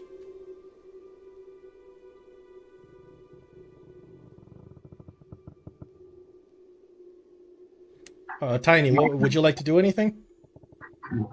You feel very badly injured. It feels like you were put through a lot. You have some wounds on the back of your head, wounds all around your side. Unfortunately, you can't see anything because you can't. But it seems like you are very tightly bound inside a bag or a sack. I think I think Tiny Marble Cakes is probably scared from all that, and she's probably just gonna start squirming and like muffling it. You start squirming, and you get a horrible kick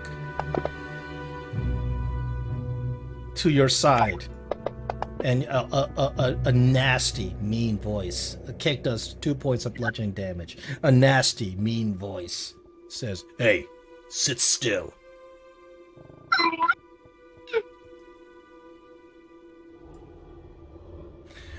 So even though you're blindfolded, through you can just kind of barely see as the blindfold is partially slipping off. Through the burlap sack, you can see a flickering kind of fire.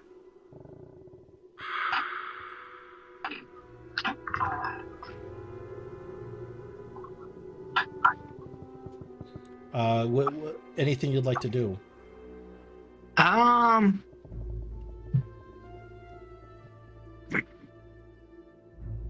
Well, let's see. Oh yeah, and I have dark vision. Tiny Marble Cake says dark vision. Yes, you do have dark vision. Unfortunately, you're inside a bag. Inside a sack, but I can see a little bit of that fire. I'll try to like slither my way toward it. As you start moving again, you get another painful kick. I said sit still.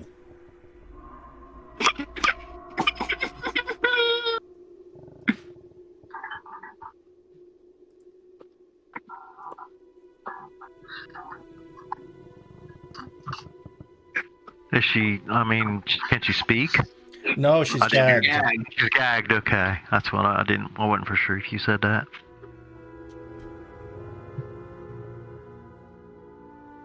Balls, can you call your... Actually, I'll have to pull up my character sheet to see what my character can do, even though I don't have my equipment. Well, just use your imagination. Yeah, claws. You don't need to see your character sheet because you can't use any of the abilities.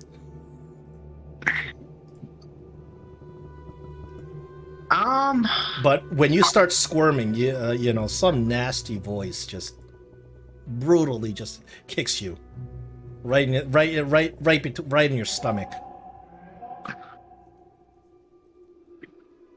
Can I try to slip the restraints on the hands?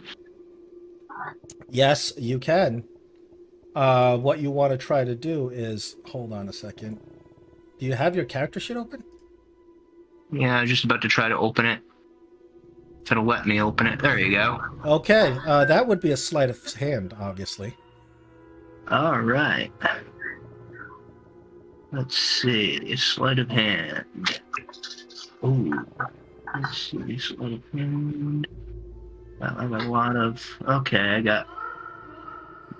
You know what I might do? Tiny is tiny.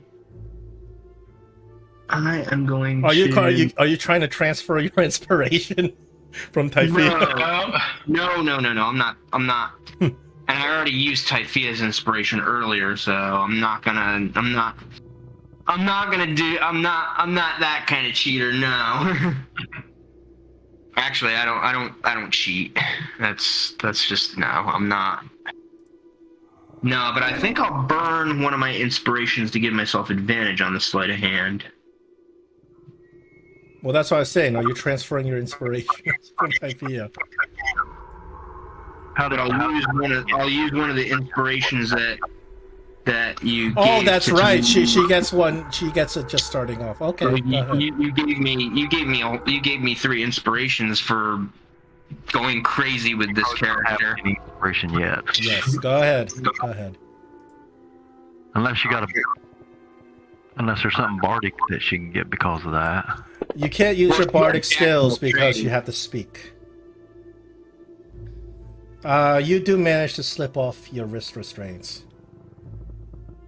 Okay. Yeah, so, your performance skills are serving you well from all the years you spent doing sleight of hand tricks and magic tricks. Awesome. All right, so I'm still in the sack. Yes, and it appears that whoever's outside of the sack is watching you closely because when you tried to squirm, you got kicked pretty hard. So I'll see if I can take the blindfold off next without whoever's kicking me noticing.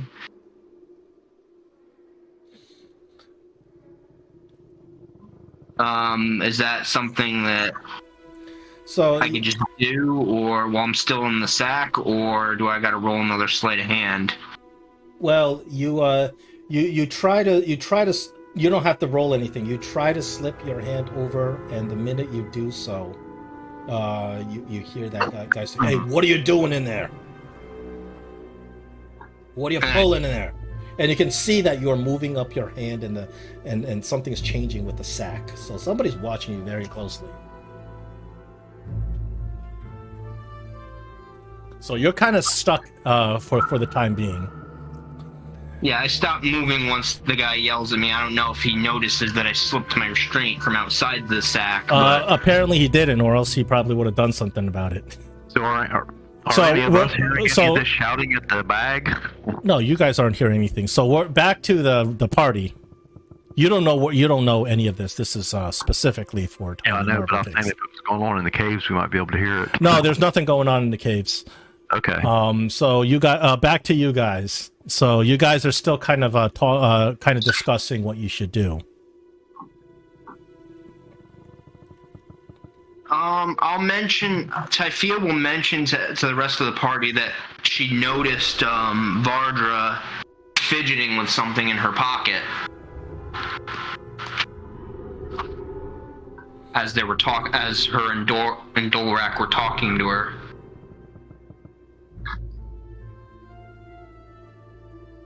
That's kind of interesting. And they said we can hang out with them.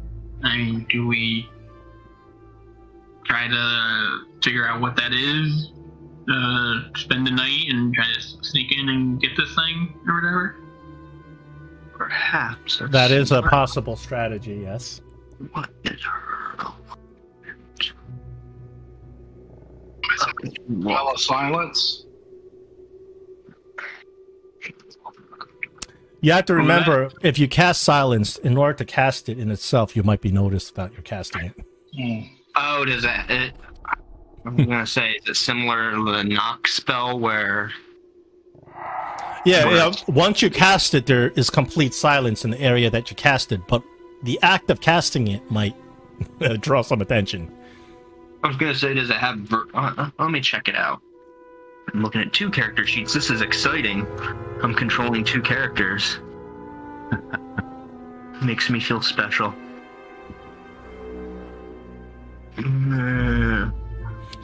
Let's see, where is? I thought I had this. So in silence is verbal and somatic. So when you cast the spell silence, you're going to make noise. But once you cast it, the area is silenced. That's how it works. Oh, and it can be ritual cast. Anywhere up to 120 feet, and it's verbal and somatic. So that means that you are going to have to yell or speak the incantations and do hand gestures. Yeah. So if somebody sees you moving your hands around and they're going to know you're casting a spell. Something. If you cast it, they're going to know, in front of somebody, they're going to know you're casting it. It's only after you cast it that the area becomes silent. Do you cast it in an area or do you cast it on an object? It's a radius. It's like a dome sphere kind of thing. I mean, if you cast it, do you cast it on someone and does it follow him around or is it just stay in place? That's the thing. I don't think it's no. It's a sphere. It's not like the darkness spell. It's a sphere. Okay. I don't think you can move it. Can you move it? Let me check. Let's see. You can cast it anywhere within 120 feet.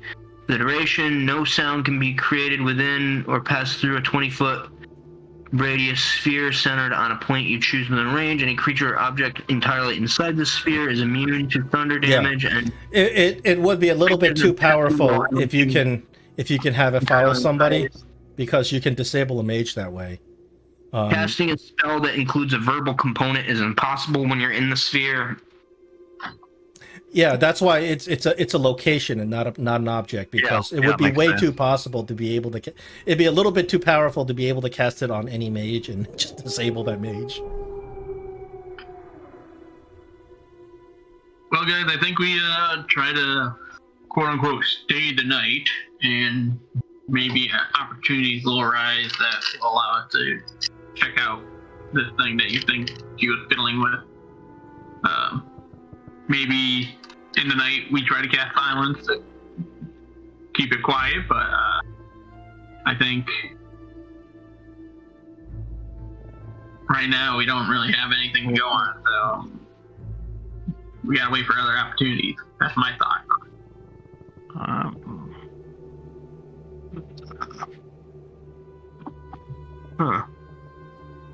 It's too bad Norris doesn't have too bad silence isn't the kind of spell that would be within Norris's field of study, because he has meta magic. Otherwise you could have used meta magic to do it like a subtle spell, and being a sorcerer and all. Alright, well, let's quote unquote stay the night, I think. Right? Yeah. And then if Darius could subtle spell a silence, that would be pretty awesome. Yeah, except for silence, I don't think is a spell that is within the sorcerer's repertoire. I'm sure you can find some variant of sorcerer that can do it. Yeah, it was in my repertoire. If I wanted to take it, I could have took it. Well, that's the roll of the dice when you're choosing spells. You never know what's going to be a good spell or what's going to be helpful or not. Right. Because you don't know what's coming up. All right, so Dorlak, you go back up to Vardra. He says, "Well, will you be staying with us tonight?" Talked to my guys, and we decided that we're going to stay here this evening. And excellent. We have some rest. We got plenty of rabbit and ale, should you need it, and you can You can take the same sleeping quarters we have. He's like up on the west cave. Just I'm gonna tell them I'm gonna take a walk outside and stretch my legs. Then I'm gonna go and talk to the druid S, because she's gonna wonder what's going on anyway. So you walk out and you walk into the bushes where the druid was, and it's completely surrounded by vines, and a pair of lips show up. It's like, have you found my amulet? Well, I had a few questions for you. You said that you was sure that this was where the werewolves was, but there's number one, there's not as many in there as what you said there was, and they seem to have 3 prisoners that may or may not be under the curse of the werewolf, and I'm not sure if this is the correct place. What made you think that this was the place? She says, I am sure they are the Lankrathropes. Half of them are on patrol. This is their camp. Those 3 prisoners that you see, they're not prisoners. Do you not know what they are? Do you not recognize them? They are wolf wares. So kind of in between werewolf, and are they just transferring and turning into werewolves? No. Wolf wares are a different creature entirely. They are creatures that never were human. Nay, they were wolves that were infected by lycanthropy. And they can transform into humans under the beck and call of the alpha female. They are disguised as prisoners, but they are beasts. Foul, cursed beasts. So would you say that then that the leader of the pack is in there in that cave? She most certainly is the alpha female. She says, I swear it as a harper. We are given the opportunity to stay with them and take the rest for the night with them. They claim that that they're searching for the werewolves, and that they are luring you into an ambush. I would fear their treachery. They're waiting for the second half of their pack to arrive. So that they're talk of a castle that maybe the lycanthropes are staying in is, at least in your mind, is not true. What castle? You mean Cragmaw Castle? Well, they said that there was a castle where they thought that the werewolves were holding up. I have tracked these wolves myself. I watched them change into humans as they walked into this cave. Those are the werewolves, I swear it. Can I roll an insight? It's impossible to insight. All you see are lips. It's what now? She is a very stone-faced, and you can't really read her. Okay. And all you see are her lips. Her tone and inflection have not changed. She says, "Get my amulet. Find it. I'm sure the Alpha would keep it close to her. She knows the power it holds." She says, I can create another druidic focus, but it would not be in time. If there are prisoners in that cave, they would not have them openly in display. There's a strange pool in there with a strange smell that seems to be someone's garden. Would you happen to know what that might be? I don't know. Perhaps you should investigate it. Can you change into your animal form? She said, my powers are depleted from the resurrection I performed. I need my focus. How did you lose your focus? It was ripped from my neck as I was attacked. From the resurrection? I used the last vestiges of my power. It has exhausted me greatly. I have connections to nature that are even stronger than the oath I took as a druid. But to call upon Sylvanus himself has exhausted me greatly. It says, without my focus, I can barely fight. Well, as you can see, I too am an elf, and you have a very strange name for an elf. Why is that? She seems a little bit reluctant to answer your question. You can roll a persuasion or intimidation if you want to try that. Okay, let's see. Intimidation's not that great. Persuasion's not bad. I think I'll use a inspiration and roll advantage.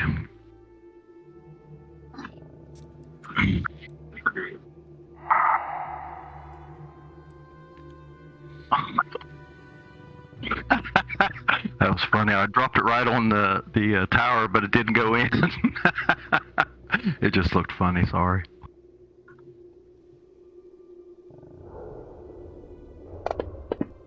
There we go. She says, "Very well. If it is not obvious to you, that is not my real name. I haven't told you my real name, and to tell you the truth, I'm very hesitant to share that with anyone at this time. You must trust me for what I tell you. My intention is to destroy these werewolves. There are things that I must keep secret for now." She says, "But I promise you, if we can destroy these werewolves together, I will tell you everything. But I cannot tell you now. To tell you the truth, I cannot know who I can trust at this time." I kind of notice her tone has changed a little bit. Do I get the indication that maybe she is telling me the truth, or at least what she did? Yeah, you get the feeling through your insight that you don't think she's lying, but you think that she's kind of when you ask her about her identity, she has something to hide. Like, she doesn't want you to know who she truly is, but you don't get the impression that she's lying about the stuff about these guys being werewolves and her trying to go in and destroy the werewolves. Well, I just want it to ease your mind. I serve Nero Sanalor, and he is the one who takes care of elven spirits when they pass from this plane of being, and I am no threat to you, and I just want you to know that you can trust me. I am familiar with your god. I am familiar with the Celadrine, and I venerate them as well. I need you to understand, we are on the same side. You must trust me and not these shifters that pretend to be the Order of the Gauntlet. They are werewolves.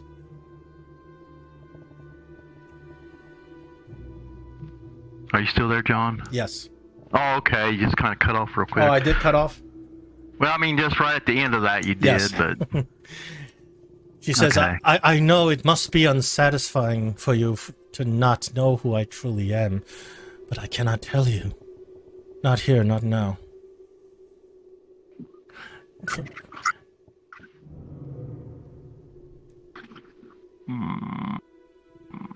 Okay, well, so you think that they're trying to ambush us basically overnight if we stay in there overnight?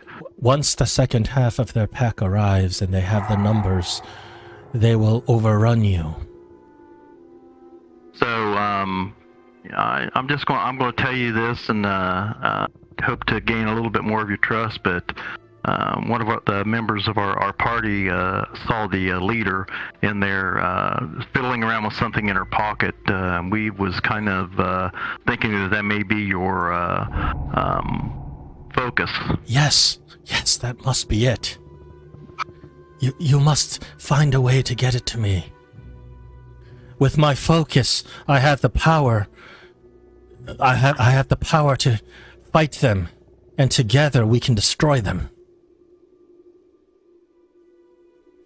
I can create another focus, but it will take me days, and I'm afraid we don't have days. Guess you have any suggestions on how we can get it from her? Well, use guile. Use guile. Perhaps do it with invisibility, magic, stealing, any way you can get it. So I want to ask you another question. I do have a scroll of remove curse. Mm-hmm. If I could cast that on her, would she revert back into human form?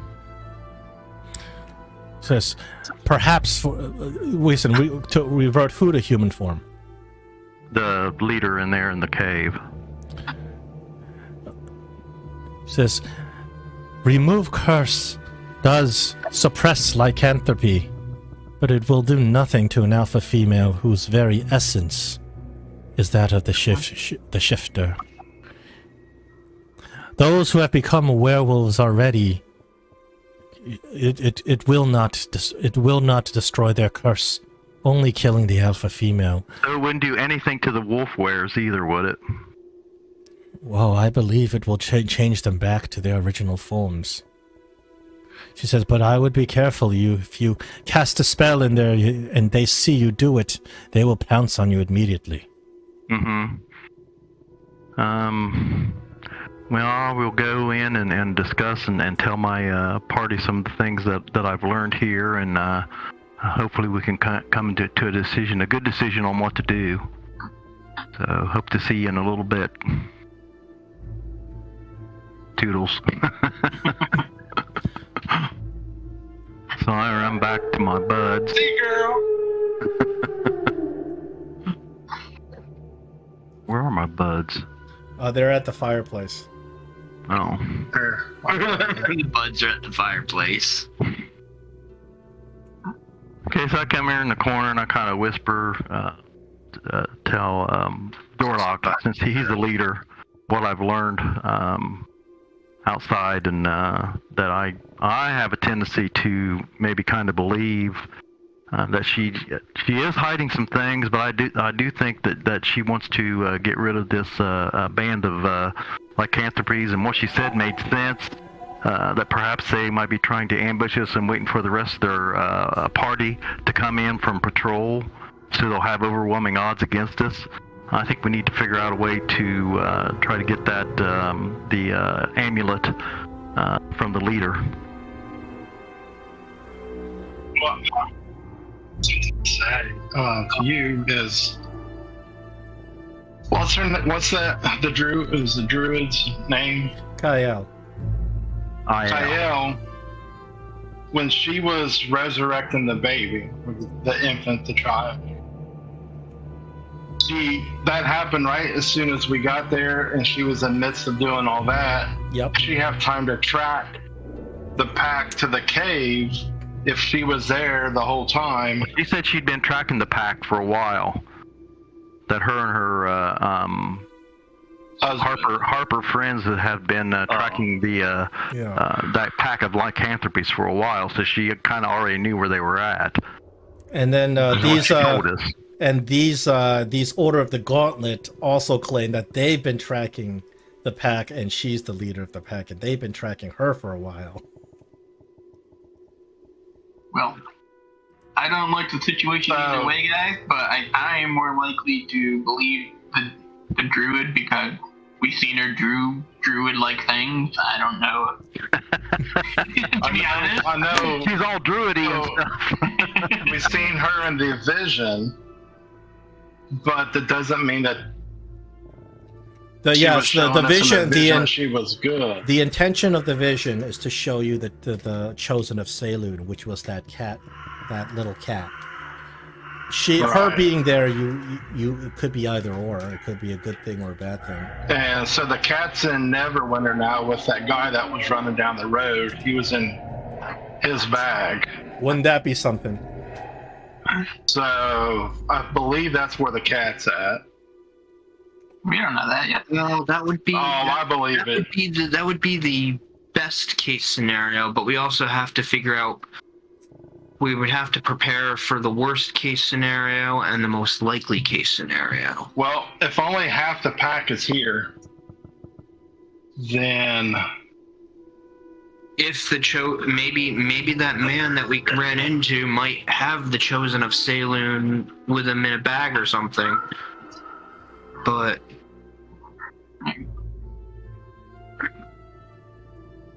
the worst case scenario is we may be too late and we've lost the chosen of Selune, except for we can at that point, all we can do is pray that that is not the case.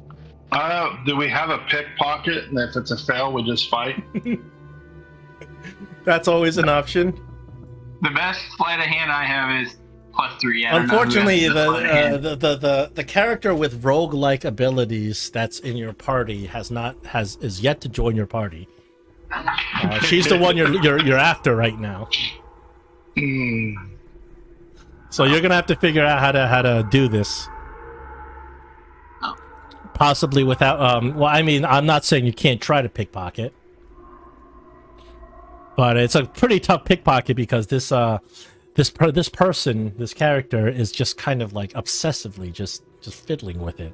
So to pick something like that would take an immense amount of skill.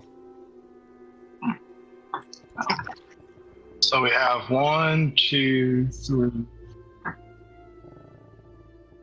5, 8, 10 guards here. Too bad I'm not playing a psychotic evoker. There's like, I cast fireball.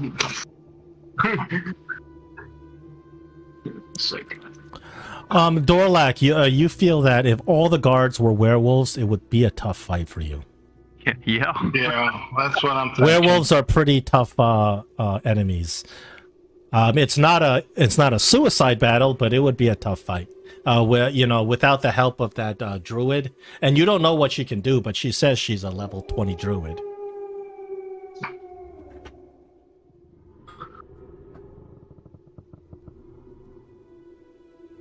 I don't know, man. How are we gonna get that out of our pocket? Well, Guys? I don't know. Ask her what she's got in her pockets. Maybe we can trade or buy it off of her. Maybe she don't know what it is. Who's got the best charisma and deception and stuff? So I only have a +3 on deception. Ooh, I have an emblem. +7 on charisma. What do you say? Oh. Now I was checking my inventory. I have an emblem. It's a holy symbol of Selune.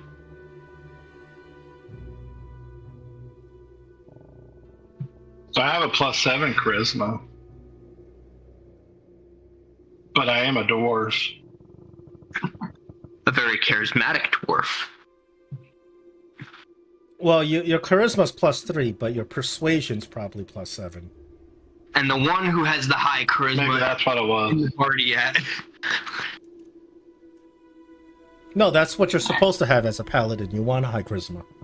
Mm-hmm. Yeah. Yeah, because charisma is the paladin spell. Actually, in 5th edition, it's Dex and Charisma are the big heavy hitter abilities, because so more classes use Dex and Charisma than any other ability. In the past, Dex is like what they call the God stat, because there's so many people are just using Dex-based fighting. Well, because your dexterity determines your armor class, depending on what kind of armor you're wearing. If you're wearing light armor, then Dex can determine your armor class, and Dex also determines your initiative. Yeah, so that's one thing actually Pathfinder did well is they changed the initiative to Wisdom, and Dex is not a God stat. It's not that many options for Dex-based fighting as there is in 5th edition. 5th edition, you can have scimitars, you can have short swords, you can have ranged weapons. So Neris, you and Clayton walk over to this chamber with the water, and there's a nasty smell coming out of the water, and there's a guard kind of just sitting there staring over at the water. I'm like, hey, Clayton, is this where you came to use the bathroom?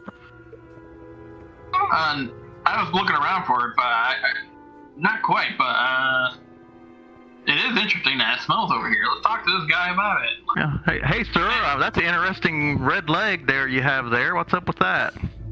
Oh, it's a family tradition. He says, we paint a part of our bodies with each kill, and then eventually our entire body is painted red, and we are like the barbarians of old. Ah! Oh, that's interesting. He's like, yeah, I'm sure you noticed that smell. It's smelled this way since we've been here. And it appears that this used to be a bugbear den, and his stench is not left. Couple of years ago, you see, there's this evil drow wizard, and he apparently got all these servants. He's got these goblins and bugbears and whatnot, and hobgoblins to do his bidding, and he tried to take over the magical mine. This place was a horrible goblin cave, and a couple of wet behind the years adventurers got lucky and came here and slew them all. He's just he continues to look over at the water. Why do you keep looking in the water? Are you afraid there's something coming out of it, or is there something in it? Well, this goes to an underground stream, and I don't know if werewolves or whatever can swim, but I'm going to make sure nothing jumps out at us. Well, how long have you been in this cave? We set up base here about a week ago. So has anything ever come out of it? No, but that doesn't mean I'm going to turn my back to this thing. I mean, smelling the way it does, who knows what it can attract. Is it clean water? It looks kind of murky. So you drink your water out of the stream then? That's where you get your drinking water? Yeah. You don't want to drink whatever's in there. Yeah, I kind of have a tendency to agree with you there, buddy. So are you just posted here? Do you stay here all night, or... No, this is a pretty bad smell. Are you being punished or something? No. We switch shifts. I mean, every entrance to the cave, right? This is technically an entrance, although who the hell knows where the exit is? Probably somewhere in the Underdark. Yeah, could be.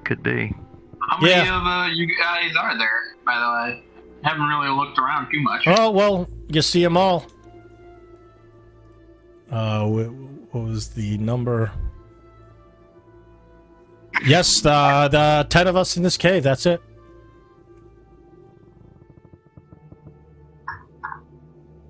Well, what are y'all doing in this cave if you're out looking for lycanthropes?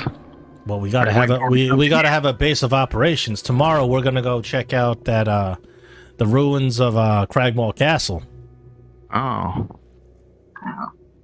This place is pretty well defended, that's why the goblins used it in the first place. The goblins are terrible at housekeeping. I don't know. There's probably some dead animal somewhere around this cave, probably stenching up this place. Does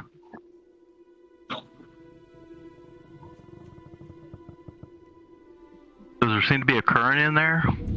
Yeah, there is a strong current that's pushing the water from outside in and then going down. And the water's kind of murky. You can't really see to the bottom of it. There's 2 rocks jutting out of it.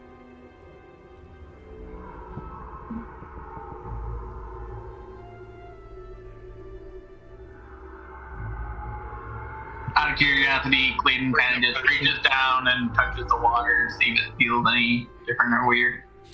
Water's nasty and slimy, but it doesn't feel like it's like a natural.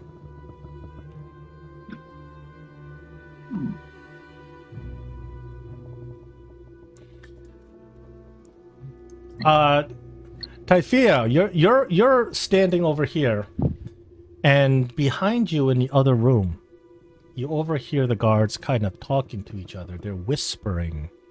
You can roll a perception to try to hear them. Sure. Let's see, perception. Oh, go to my skills.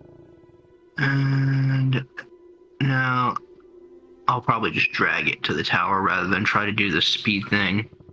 Double click it because it won't, unless there is a way to do it. If I right click, no, that's not gonna work. I'll just drag and drop. Perception in the tower. So these guards are having a private conversation without obviously not trying to have you overhear what they're saying. One of them says to the other, hey. He's like, yeah, you know, that halfling that was here, you know, we sent him all pretty freaking damn disappointed, didn't we? And then the other guard whispers back. It's like, yeah, well, you know, that's what you get when you make deals with idiots. That's what you get when you make deals with werewolves. Okay.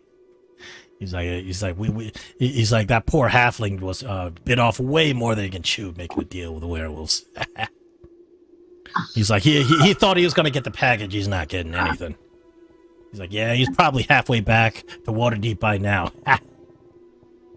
He's like, or Luskin or whatever. Damn dirty halflings.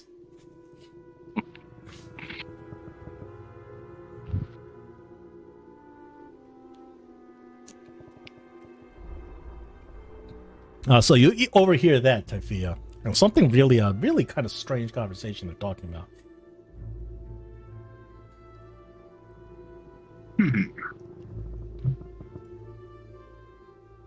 Dorak, what are you doing? How are you trying to get this thing, this little thing she's fiddling with in her pocket out of from her? Well, I started flirting with her, and I'm gonna try to get her out of her clothes. Yes, you can do that. What do you say to her? I'll see how hard the roll is. Whenever like, people try to seduce in D&D, I say you have to play it out, and I will set the DC accordingly. So when your people are playing bards and they're like womanizers, I'm like, I want you to roleplay it. If you're a bard and you have a like, look at me, I have a charisma of 20. I don't care. You got to roleplay it. I'll be like, hey Verna, you single? You got man? She kind of looks at you. She raises her eyebrow, says, "Well, you know the life of being a paladin, as sure you understand, is not one that's full of a lot of attachments." Yeah, I've been venturing a long time, and I'm awful lonely. Is that so? Well, I can't say I don't sympathize with you, but we take oaths to our gods, and we have to follow them. Yeah. You got that right. Sometimes, you gotta do what you gotta do. You know what I mean? Wink, wink. You can roll a persuasion with the DC is gonna be 18 on that one. And not inspiration. Not very smooth. Inspiration. Yeah, you can use inspiration, of course. So I just hit advantage button. Yeah. Okay. Persuasion.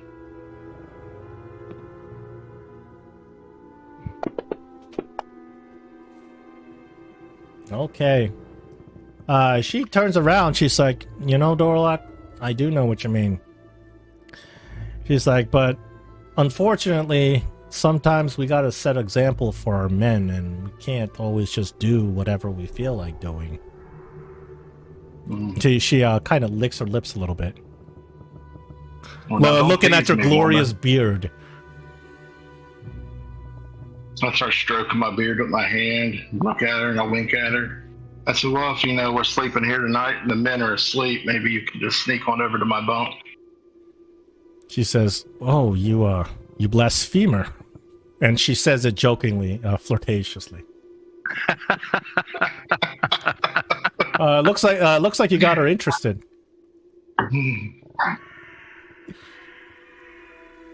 Well, we're halfway there, guys. Don't take me along with you.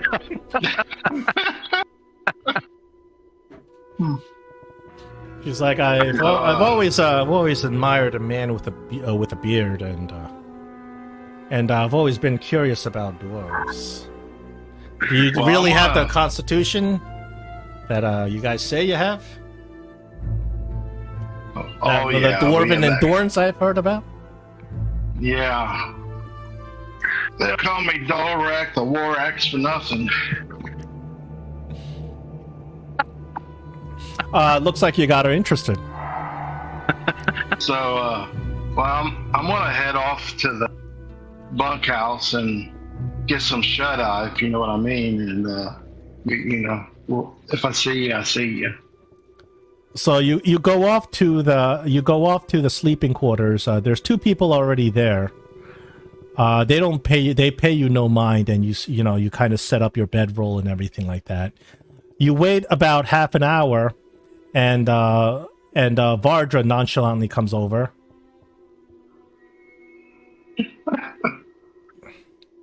And she says to these two guards, Vidric, Bilbert, you got watch duty tonight. Go. And they clear out.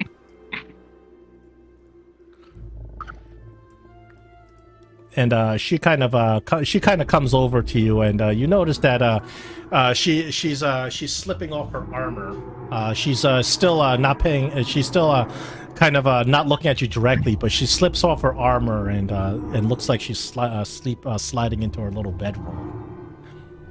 She does not slip off the tunic that she has that little object in, and she keeps that on her person. And she kind of leaves the bedroll open for you to.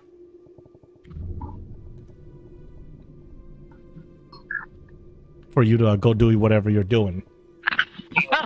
All right, so Dolrak, how would you like to go and try to steal this thing? Well, first of all, or are you just enjoying yourself? Very back. But yeah, I don't have a very good sleight of hand or something, but I think I want to give her a try. So yeah. All right, let's see your sleight of hand. With advantage. No, you get disadvantage unless you want to throw an inspiration. Then you do it normal because you're sitting there in the heat of passion, trying to focus on. No, and this would be stealth or sleight of hand. Sleight of hand. You get disadvantage. I used the inspiration. So you get regular roll. Okay. So I need to take it off. Oops. Just so you use the inspiration to cancel the disadvantage that you would have gotten. Okay. Right. Trying this in this moment. Come on, give me a 20. She catches you. Trying to grab her little object. She grabs your hand and then holds it in her hand. And then she looks at you. She says, "You just want to see what's in my tunic, don't you?" If that's what you call it. You see that she is like heightened with passion, and she doesn't even care that you were trying to steal her thing. And she throws her tunic away to the side so you can't get to it while she pounces on you. Hey, and you guys do what you're doing.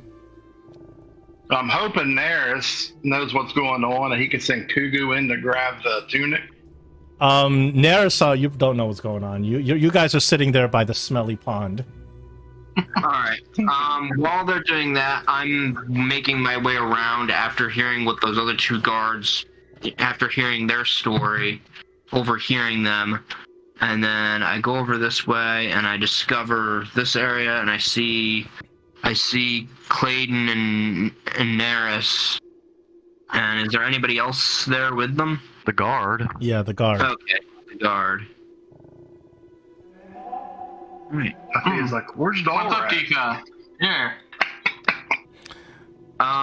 Does Typhia know that Dolrak is busy entertaining Vardra? You probably deduced that because you saw Dolrak talking to her, and then you saw them both leave one after another. So I'll tell them, yeah, Dolrak, he's entertaining Vardra. Oh, okay.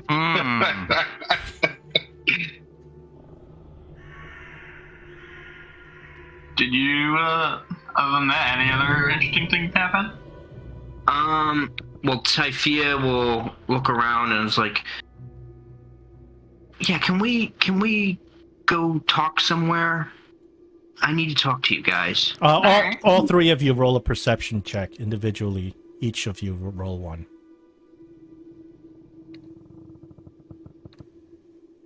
Tower or no tower? I'm doing mine in the tower.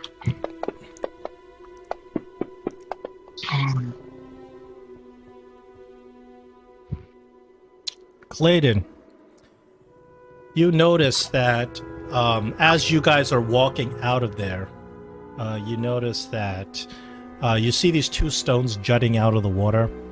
Well, the one that this guard is staring at, you notice that as the water current shifts back and forth and the foam sprays around, you notice that there's a rope tied around that as you guys are walking out of the chamber. A rope tied around a rock? Do all three of us notice that, or just Clayton? Clayton notices. He rolled the stellar perception check as you guys are walking out. There's a rope tied around this rock and it's underwater. I'm going to kind of whisper to Clayton to see if he can convince the guard to come get a drink. I'll tell him I'll just stay there and watch the pond if he wants me to, just to make sure nothing comes out of it. Well, you didn't notice that Clayton did, but I guess he tells you later as you guys walk out. Okay. That sounds like a reasonable idea. Like, hey, don't worry about the pond. My buddy can keep an eye on the pond for us, and how about let's go get a drink while we're at it. While you're saying this, he kind of looks at you suspiciously. He's like, hey, your boss is in there having some fun down at the other end. You ain't gonna get caught. So he turns around and he looks at you, Neris. He's like, well, I'm kind of into having some fun too, if you're into having that kind of fun. Oh, I'm sorry, my God won't allow me to do that, but I think he could go get you a drink, though. He's like, listen, I'm not supposed to leave this post until somebody else fills it, so let me just go get somebody else to stand. Yeah, we got somebody else. There's gonna take care of it. He kind of looks at you like he looks like he's very uncomfortable with doing that. What was that? Yeah, you broke up. Oh, he looks like he's very uncomfortable with letting you be the one watching this pool. He's like, I better go get letting me? You mean as in Neris, or letting any of you guys, as opposed to one of them? Oh yeah, well, so he's going to go get somebody else? Yeah. He's like, yeah, I'll go for a drink. Just let me go get a replacement at the pool. Well, and walks out. I want to see if Kugu can go and lift that rope up. Kugu splashes down, but the rope is too heavy. It's tied to something very heavy. You need somebody with more strength to pull it up. So the guard goes over. He kind of pats the other guard on a shoulder, and he sits down to have a drink with you. The other guard gets up, but he's kind of a little bit drunk already. He's all lazy. Like, oh, all right. I hate that stinking room. I know it smelled. I kind of farted in there myself, so let's give the room a chance to breathe a little bit, and then we'll head over there. How about that, buddy? You can persuade him. Have another beer. Give him a persuasion. Fia, what's your strength? Because I'm pretty weak, so if you want to jump in there, I'll watch over you real quick. Let's see. Yeah, that room smells terrible. Maybe I'll just have another drink before I go. I've got a +3 strength modifier. Yeah, I'm like at 8. I got like -1. Alright. I guess I could either try to pull the rope. Oh no. Actually, I'm going to tie a rope to Fia so I can pull him in or hold him from the current or whatever so he don't get swept away. Or she, I guess. So, Tafia, you go down. You have enough strength to pull the rope up, and when you pull the rope up, there is a thick, waterproof kind of leather that's binding a very large kind of package together. It's tied to the rope, and you can hear there's coins in there and stuff like that. There's a lot of stuff inside this package. The package is about the size of a barrel. And it's bound by waterproof leather. I look at Nars and I'm like, strange. Why would they throw something like this into this water? Maybe the last place anybody would look if they were to. Maybe they were watching over this. I look at. Typhia will look at Naris and be like, what do you think we should do with this? Well, open it. So it'll take you some time to untie the rope, but once you open it, the stuff in there is no longer waterproof. It's out of the water. We got it out of the water, right? Yeah, Yeah, we got it. yeah. You lifted it onto the shore. It's still tied to the rope and to the rock, so you can push it right back into the water immediately if you wanted to. But if you open this thing up, it's going to be obvious when the guard comes back, and you don't have enough time to pack it back up. But it sounds like coins and stuff, so I think Typhia would deduce that it's probably just loot from something. And then I'll look at Naris, and try to be subtle about this before the guards come back. It's like, yeah, I overheard two of the guards talking something about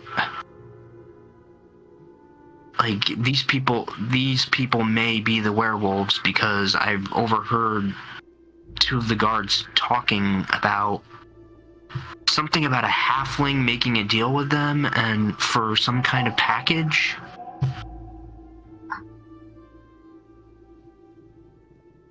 They talked about them being werewolves, making a deal with werewolves, right? They did say the exact words were what an idiot to make deals with werewolves. Right. They didn't say we are werewolves. But those were the exact words, so you interpret it how you will. They know a lot. They know a lot more than they're letting on. So either they're the werewolves or they just know more. They mentioned a halfling making a deal with the werewolves for some kind of package. Oh, I'd say this may be the package. Did we got it open? That's a good question. Did we open it? So do we see what's in it, or so you open it, so you undo the rope, you open it up, and it's just full of loot. There are weapons in there. There's a set of armor in there. There's swords in there. There's some money. There appears to be some sort of magical bag, like a backpack, in there. Clearly just radiating magical energy. Strange. Like, this is stuff that looks like it's worth it, and then you see that that magical bag is very colorful. It's got like little different cloths, like patchwork cloths around it. It's in the style of that stuff at the caravan. Ah, the caravan. So this is probably loot from the caravan. Do we happen to see an amulet in there? You see no amulet, but there's this magical bag that you have in front of you. Is there anything in the magical bag? You open up the magical bag. It's sort of like a bag of holding, but less weight. And it's a backpack, and you open it up, and you start. The first thing you pull out is it appears to be like a sheet of paper. Is there anything on the sheet of paper? Oh my goodness! It's a drawing. Somebody drew some sort of drawing in there. You pull out a beautiful pair of gloves. You pull out a crossbow, a lot of stuff, and as you guys are looting through all this stuff, let's go back to Tiny. Okay. Tiny, you are still stuck in this bag, but now something strange is happening. You hear the sounds of lovemaking, grunting, really, really grotesque sounds between what appears to be an ogre and some an ogre and some like lady giant. An ogre and a lady giant. But at least I was able to free my hands, but I'm still blindfolded. You don't know what's going on, but this is... I thought you took your blindfolded off, didn't you? Well, I tried to, and then you got kicked in the belly. Yeah, somebody was watching over you and just kicking you as you moved.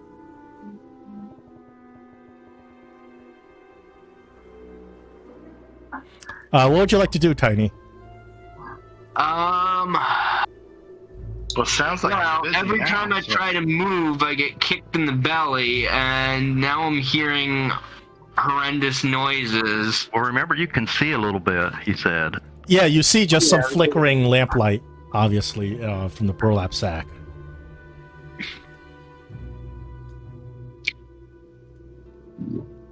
Would you like to stay, hold tight, or would you like to try to make a move?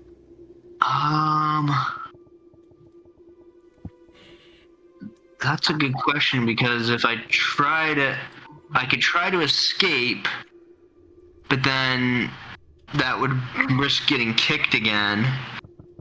Or I don't want to give him a Well, hint. it's good that you're staying in character, because you know out of character. It's good that you're keeping in the perspective of character. I think out of character, I have an idea of who's actually making love nearby, but Well, in character, he still would have heard the voices of them two as they were coming into the room, and as the other ones Yes, were told to leave. you probably did hear the woman's voice asking some people to leave. So that's a hint. So in terms of being safe to move. So did Tiny Marble Kicks hear that? Or Yeah, you heard that. You have excellent hearing, and you probably heard the guard walk away. Or right. you heard like some people walk away, but you don't fully know what's going on in the room, of course. So you don't know if whoever said that voice is still watching you or not. But you hear this grotesque lovemaking. Okay, I will try to...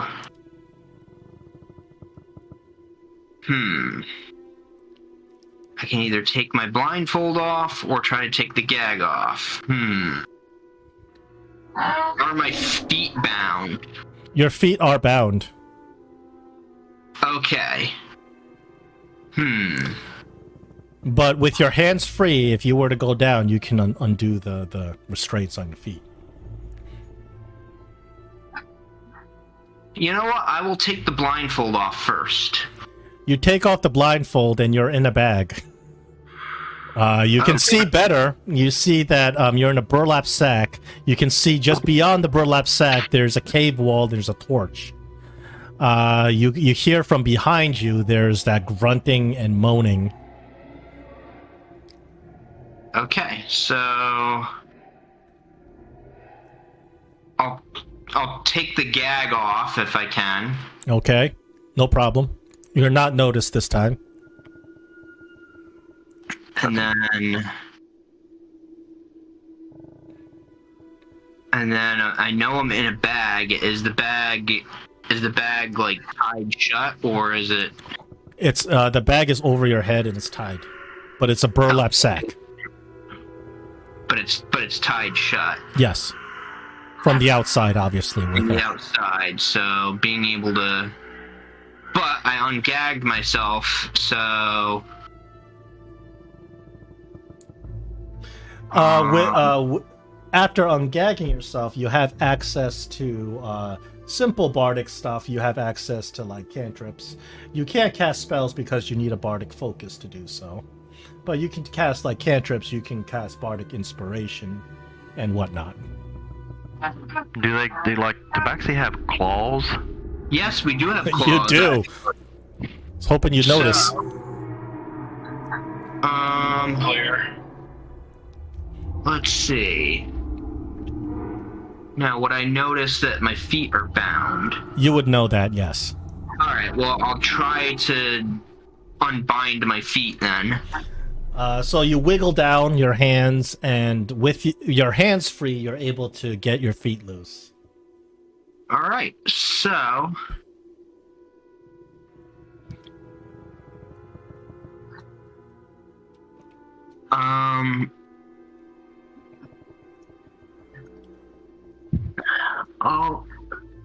I'll try to scratch my way out of the bag. It is very easy for you as you deploy your claws to cut a hole into the bag, and you stick your head out, and here you are. Alright. You look around, and you're in the cave.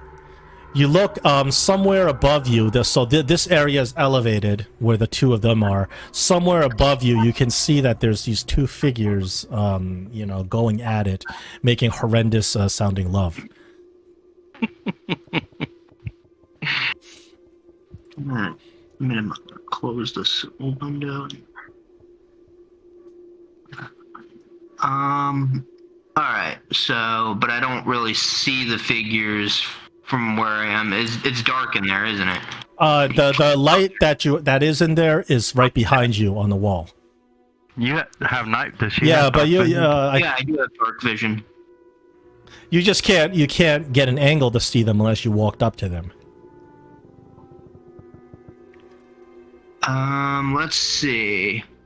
So I get out of the bag, and then, do I have my clothes on, or am I naked? You can't really be naked. You have fur, but you don't have your equipment. I guess you have your performance clothes, stuff. Like whatever I wore last before I got knocked out. Okay.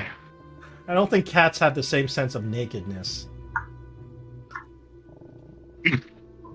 I don't think or at least naked in human standards. Yeah. No, you have like performance clothing, but you don't have your equipment. Certainly don't have your weapons or your bardic focus to cast spells. You can cast cantrips, I think, because cantrips don't require focus. While she's doing that, can we throw all the stuff that's in that bag, except for the heavier stuff, into the thing that we think might be the colorful bag? Well, this is the thing about the colorful bag. It's got an opening that can't fit all the stuff like weapons. Well, I'm saying leaving well, my idea is leave the heavy stuff in there and throw the leather bag and just keep the colorful bag with whatever we can get into it. Sure, you can do that. So you have to tie everything up again. It's going to take you a while to seal it to make it waterproof, unless you would just want to throw the whole thing in. I don't care about it being waterproof. I just want it to go back in there and look like the rope's kind of in the same position and everything else. Oh, okay, so you quickly just grab that colorful bag and throw the rest in there. At this point, that guard finally finishes, his mug of ale. You can't really keep him any longer, and he comes back. He looks at you guys, kind of just nods, not knowing what you guys just did, and just goes back to staring out at the water. Okay. Hey, Bill, I haven't even finished telling you my story. She came into the room and told me to take off the bra and panties, and then she said, "I'm wearing my clothes." He's like, "I can hear it. Just tell me the story. Yell it over here." I'm going to go ahead and walk out of this room because the smell's starting to get to me. I think Typhia will follow Naris. Or actually, she'll first make sure that Clayton is okay. And then... I would be busy trying to get him to come back, but then... Alright, well... over there, and then I'll follow you guys. Alright. The guard standing here hasn't noticed anything, just nods at you. Alright, well... Hey, he's like, hey, the boss is busy with your boss. I don't think you want to go bother them right now. You can hear their activities from like where you're standing right now. All right, it's echoing through the cave. All right, once we get out of ear range of the guards, Typhia will convey to Clayton the story that she heard from those two guards about the halfling making the deal with the werewolves and for a package, and then convey some of the information from Naris and Typhia's findings in that package, including a drawing of somebody who looks very similar to the Chosen of Selune that we're looking for. Okay, so Dolrak, you are engaged with Vardra. What we want is a constitution contest. I'm going to roll her constitution, you're going to roll your constitution, and we're going to see who lasts longer. All right? Constitution. A constitution. Constitution, a flat constitution check. Okay. That your order of protection? Are you happy to see me?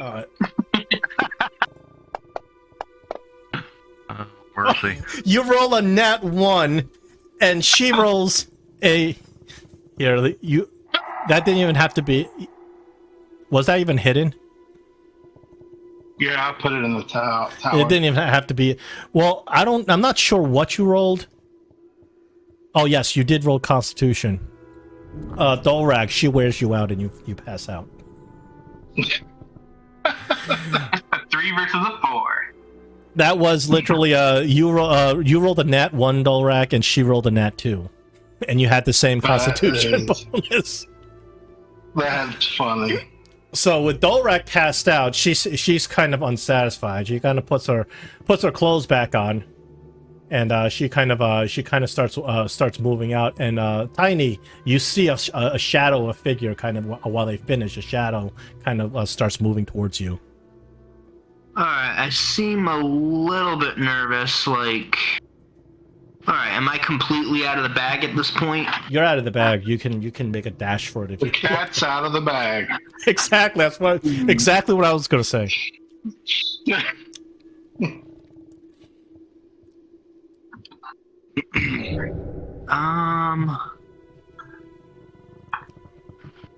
Now she doesn't know that this person isn't the one that's been kicking her. She doesn't know who these people are. So I'm gonna 5, 10, where was I? I was here first, right? So Yeah. Roll a stealth. 15. Stealth, right? Where's stealth? Which I am. What is this saying? Armor? Am I? Does this armor give? No, I don't have armor that gives me disadvantage in stealth, do I? No, you don't have any modifiers to stealth. I see an armor symbol next to it. I just hope it's not going to give me No. disadvantage. I think it has to be lit up. Yeah, it has to be clicked. All right, you are very stealthy. She doesn't see you at all. She kind of walks over here, stretches her legs. 45.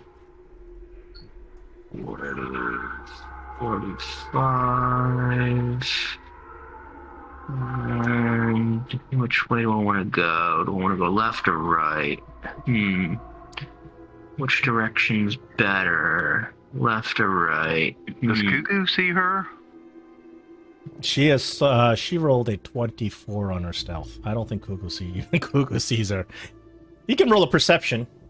I mean, he's got keen sight. He can roll So a he gets to perception. roll with advantage. I didn't notice that the first time. He can roll his perception against her stealth. All right. Actually, would Tiny Marble Cakes be able to see Kugu? Probably. Oh, I'm sorry. Your perception landed at 23. You do not beat Tiny Marble Cakes' stealth. That sucks. You know what? I'll go this way. I see the owl, and You see the owl, and you see that robed figure standing there with his owl. Your back is against the wall. You're completely unperceived. You're like a shadow in the We night. actually see her. But you know what you see? Tiny, you see that Neris has your sack. All of your stuff is in that sack. It's your colorful sack that your mother gave to you. She told you that it has magic. It's from the land of Mastica, and she fixed it up. She sewed little patches on it to make it more beautiful, and it's your favorite sack. And you know that it's a magical sack. You can put all this stuff in there, and it almost never empties. It holds up to 120 pounds. It's like a bag of holding, but a mini bag of holding. Ah. And Neris, you see Neris is holding it as he's walking out. No. What'd you say? Neris, you have it. You have the sack. Right. all right. So Tiny Marble Cake sees Neris. She doesn't know who the heck he is. She doesn't know where the heck she is, but she sees him with her stuff, and she's like,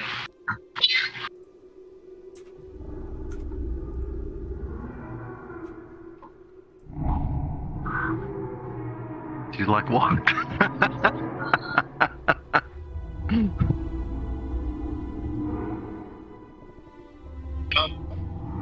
Hello. Tiny. He's like, but he's not. But I can't hear him. Yeah, you might be muted, Tiny, or something. right. Well. All right. Can you guys hear me right now? Yes. Yeah, now I can. All right. So Tiny Marble Cakes she sees Neris and she just goes. Neris, I guess you hear some sort of squeak over there. Is that what that was? Yeah. Well, I'll go over here and kind of investigate because I know my buddy's back there anyway. So, Tiny, I guess you're showing yourself to Neris?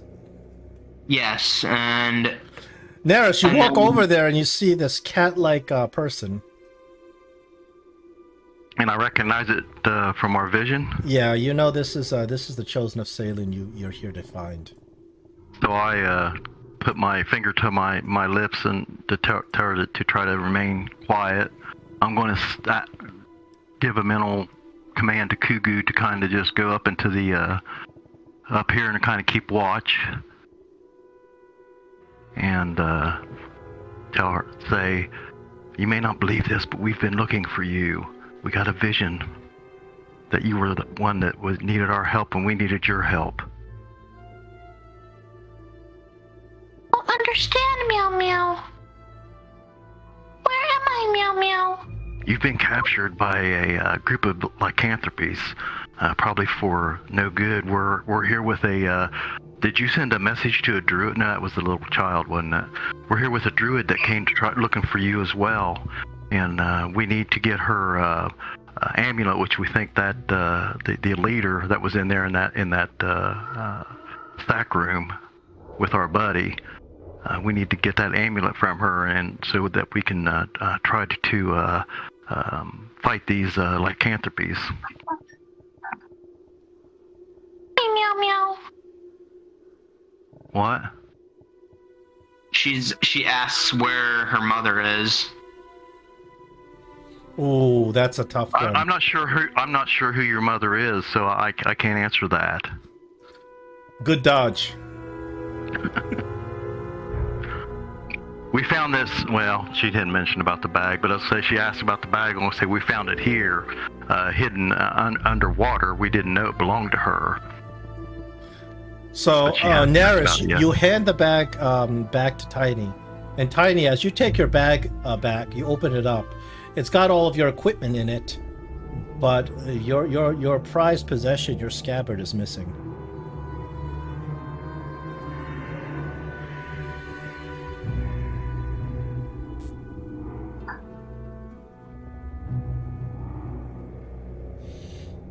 Did you get that? Yeah, I got it. Yeah, okay. I don't know if you're able to hear me talking in character. I hear it sometimes, and then the last time I didn't hear anything. Okay. Are you using that some voice changing software? No. Or are you Hold your mouth closer to the microphone when you're doing the character. Maybe that'll help. I don't know. But you hardly come through when you're doing that. No. So sometimes I heard it. Before I heard it, I heard the meow meow, but I know that's well. I heard it once. I heard her actual voice once. I heard the meow a couple times.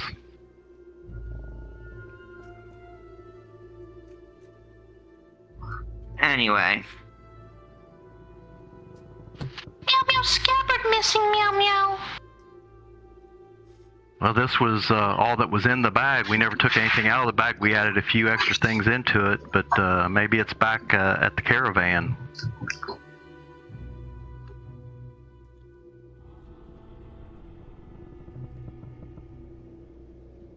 There, did you see the scabbard with the other stuff? You guys didn't see any scabbard.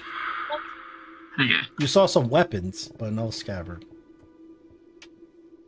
I assume her stuff would have been in the bag, and we didn't really have time to go clear through the bag. We just threw whatever we could in and took off with it.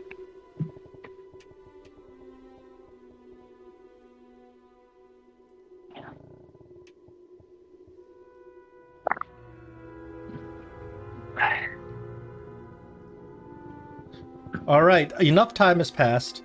Dolrak, you wake up. You have 2 levels of exhaustion for that. My gosh. Sorry, Dolrak. Oh. But you wake up, and I got good news for you. She has left that tunic on the ground right next to you. Ah. So the good news and bad news. Bad news is you have 2 levels exhaustion, which is pretty brutal. Good news is that that tunic with the amulet in is right there, right next to you. Someone grab the tunic and look through it and pull out that amulet and see exactly what it is. You pull it out. It is a beautiful gold-plated amulet. The amulet itself is made out of like wood, but there's like this gold gilding on it. And the the amulet is some sort of locket, and it kind of bristles with some sort of magical energy. And when you touch the amulet, you feel like the amulet kind of melds into your hand a little bit. There's some sort of magical spell on the amulet. You feel like you can just will the amulet to open. So you broke up.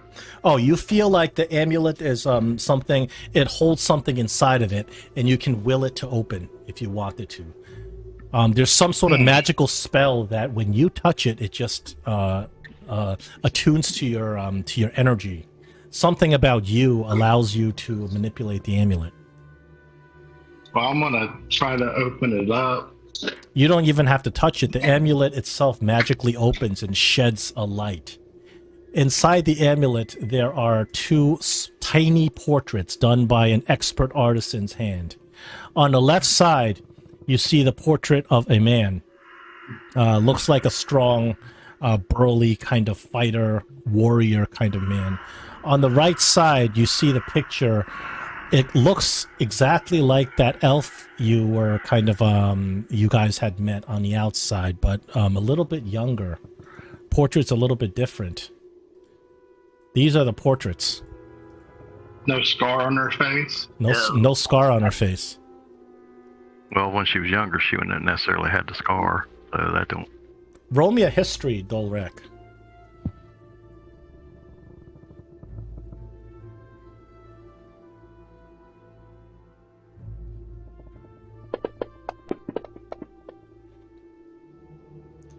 Why were you rolling with disadvantage? Was there a reason?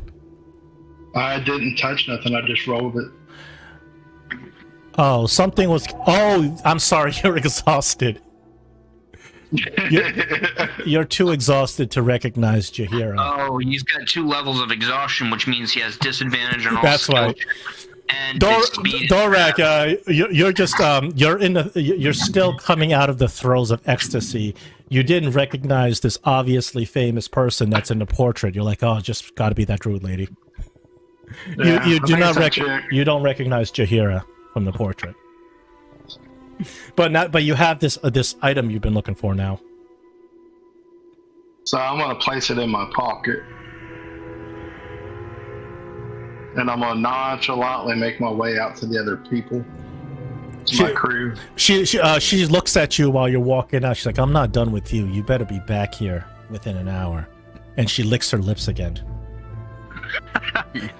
I walk over at her and I bump into her jokingly. It's like, "Oh, I'll be back," and winked at her.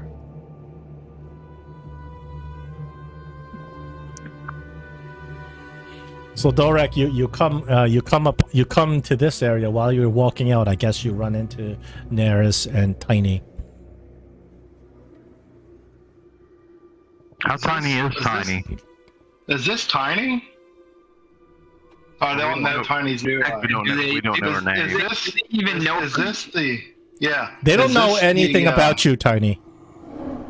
Is this the cat-like creature we've seen in the? Oh, quietly, yes, I think it is. Okay. I think we need to try to get out of here without them seeing her. I think we need to get out of here, but I think Verida's following me. She wants some more action. Well, let's start walking this way. So do you get the other 2 out? Yeah, I'm gonna go up here. You can just like give hand signals and be like, "Oh, okay." All right. A whisper. Tiny marble. Tiny, how are you going to try to get out? There's a couple of guards in the way. And she sees that there's water that she's gonna have to cross or whatever, and like, not how small is she? Well, she's a medium-sized humanoid. Medium. So she wouldn't fit in the back. And her height is about. Well, I think I wrote down that. Yeah, she's 5. you generally can't put creatures inside bags of holdings. In general, I think there's some sort of issue if you do it. It becomes like some intraplanar issue. It's real bad. Tiny, you know that you can't get inside your own sack.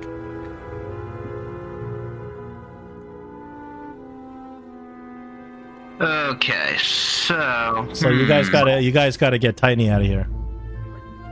What can I do to get across this river? Well, how far can you jump, your cat? She can't jump that far. Well, what is it? Where do you think? Where are you wanting her to jump to? To the ledge. Across this river. Well, I mean, we've been walking through it. Here, get on my back. You're gonna be obvious if you got her riding on your back. Yeah. Oh, she can't cross? Is that what you're saying? Ooh, No, In the water. if she becomes exposed, all the guards are gonna see them and be like, "Wait, where did the cat come from? Why are they?" We gotta stealthily get out of here somehow with Tiny. Let's see what kind of schematic and material. Never mind, I can't use that. Let's see. Tiny, She still has her exceedingly good health or stealth, right? She does. Tiny, you have you found your bardic focus. You found your instrument inside that bag. Oh, One of your in that instruments, case- like a flute or something. all right. Well, in that case, ooh. Put everybody to sleep except us. Huh? So can she put the bad guys asleep with her flute? But I can distract them using minor illusion.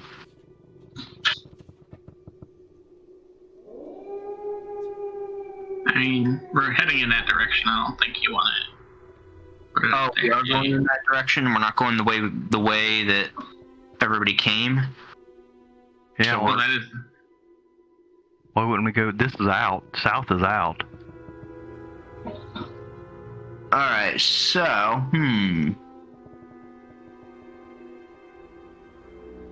let's see if I can do. Come on. Why am I not getting? Let's click on this token here. There it is. I can definitely.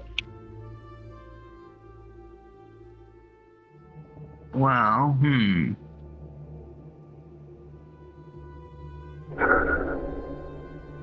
Ooh. Okay.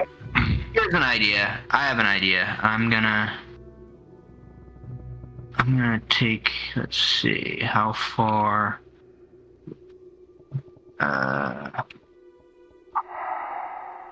What's your idea? I was gonna try to use a minor illusion to distract them. Well, yeah. Timer starts. You have 1 minute to decide what to do before next thing happens. Well, I'm going to subtle cast haste on Tiny. Okay. Tiny, you're hasted. You have a run speed of 5,000 feet. If you dash, it's 1 billion feet. Okay, and then I'll use minor illusion where I just put the arrow in the vicinity of that to have a weird noise of something that would distract them, like the sound of, I don't know, the sound of a cuckoo bird. Okay. Like a laughing sound of a cuckoo bird, just to distract And then them. in that situation, what you're going to try to do is dash out of here? Is that the plan? No, I'm not gonna dash into that room. I'm gonna make the sound come from that room using minor illusion, and then while they're distracted, I'll dash out. All right, they get distracted. The cuckoo bird goes off, and they kind of go over to look. Now you're gonna try to dash. I need another stealth, but this time you get advantage for distracting them. All right, stealth with advantage. This time they're gonna roll a perception. Can I guidance her? Too late. You have to cast Oh, guidance on yeah. her, and that would draw some attention. Yeah, that'd be true, unless I subtle casted it. You could subtle cast it. Can I do that? Oh, she already rolled. Oh, you had a 1 and a 20, and with the advantage, that 20 put that's gonna do it. That's gonna do it. They gotta roll really high in their perception checks. They can't beat that. They don't have the ability to beat that. So you even if they rolled nat 20s. Yeah, you totally dash out of the cave entirely. So I just dash out of there. And you end up somewhere in the bushes. Alright, so I just dash into the bushes. Completely unnoticed. The guards are just kind of like milling about. Like, what was that? Did you hear a cuckoo bird? What was that? Kind of looking around. And Typhia's like, oh, that's interesting. I didn't know they had a cuckoo bird. Go ahead and walk out and say, hey, did you hear that cuckoo bird? Yeah, I did. I heard something. What was that? That's crazy. Maybe it's coming from that pool or something. Maybe it's some kind of underdark monster. I'm getting out of here. Yeah, we're gonna. And then Typhia was like, thank you tell Varda I said thanks for your hospitality, and then I joined with the group. Don't let Varda know I left. You got an hour. You can come back. Tell the cat character, I don't know that she's introduced herself to us yet, but I'm going to ask if she'll follow, and we go over here to where the druid's hidden. Do you think we should maybe farther than this somewhere? Well, we need to give the amulet to, or tell her we got it. Or do we? Do we what? Are we convinced that? Well, maybe if you let someone else look at it, maybe if you let someone else look at it, we're already up here around her. But if you let someone else look at it, and maybe they could recognize the people. Dorak, you're like still seeing double from the time you had in there. You don't think you'll be any use in a fight at this point. Here, Naris, here, take this amulet. Look at it. Give it to somebody who's got good history. Oh, who has good history? Because I got 0 history. Oh, wow. So I got a +4 history, and what does Typhia have? A +3. Clayton has 4. I'll take a look at it. So does Tiny Marble Cakes, but... Well, did you already roll? Clayton, you rolled a nat 1, and it appears that you don't recognize... you recognize the woman. She is obviously the druid. You don't know who they are. Well, she's telling the truth about that anyway. And from what I can tell, they and people from the caravan, so they definitely aren't the good guys. So I think we are probably more likely to trust the druid lady than we are the other people. Yeah, I think they kind of give away that they were werewolves in the conversation that Tafia overheard. So I think we can give the druid the focus. Well, go give it to her then.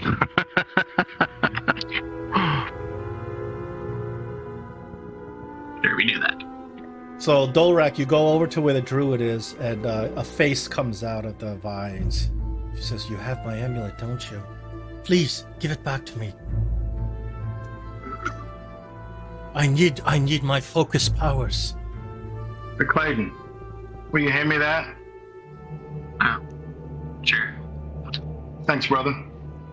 I proceeded to hand the amulet to, I can never say her name, to the druid. Kyle. She takes the amulet, she opens it, looks at it, and then she holds it to her heart. "Oh, my darling Abdel." And she says, "Thank you.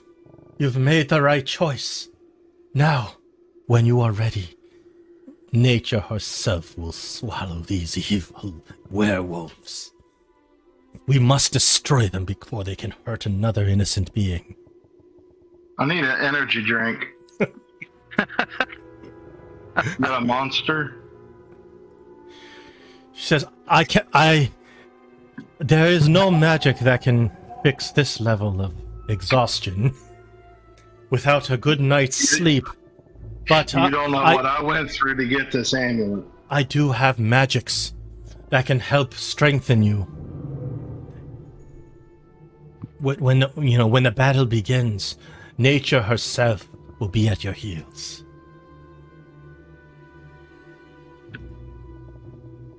Well, I think now we need to talk to Tiny and find out and let her know what's going on.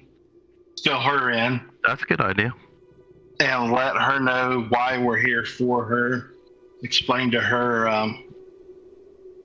about Selune and our mission.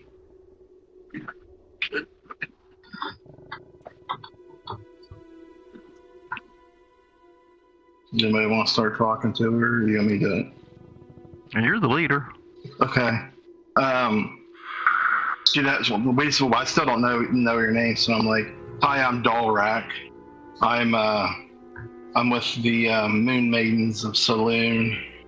I'm a paladin, and we was sent to find you through a vision because you are been chosen as the next chosen one to adventure with us to create the wrongs of others, to fix the wrongs of others.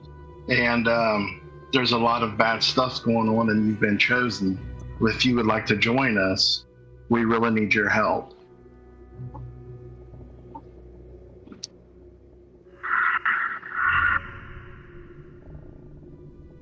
I'm trying to think of how Tiny Marble Cakes would respond to that. Sure her.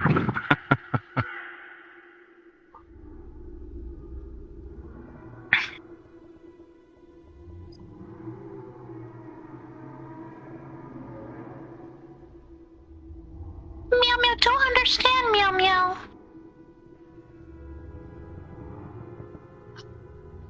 Meow Meow vision?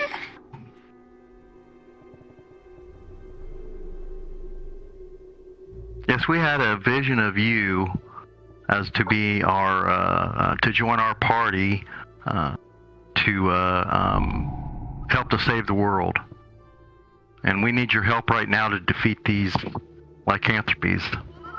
And I know I said in there that I didn't know what happened to your mom, but we did find another tabaxi female in the largest caravan wagon, the only one left, and she had passed away. So I don't know if that was your mother or not, but if so, that these people here are the ones that killed her.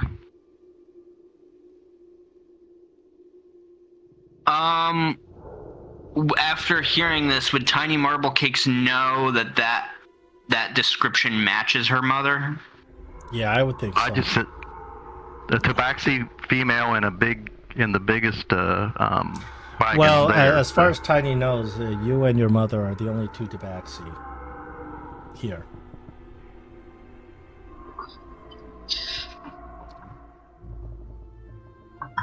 All right. Upon hearing this, Tiny Marble Cakes will just break down and start crying.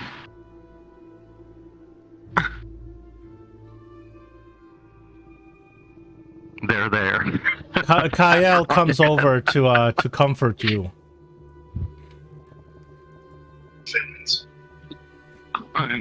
She says, I know it is hard.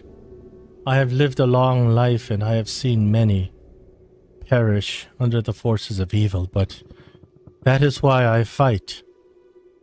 I have lost 2 husbands to the forces of evil. Evil beings who know nothing but malice and hate. She says, you must find the strength to continue, and you must find the strength to fight back. Did she tell us her name yet? No.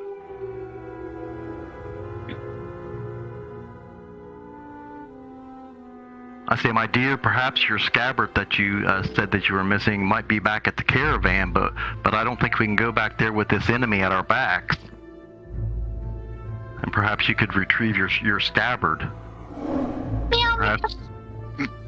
Meow, meow, scabbard. Meow, mommy gave me that, meow, meow. And perhaps if that was your mother in that wagon, we could lay her to rest and send her to the appropriate plane. But I don't think we can go back there with this enemy at our back. Meow, meow, mommy told me. Meow must fill in the void with joy.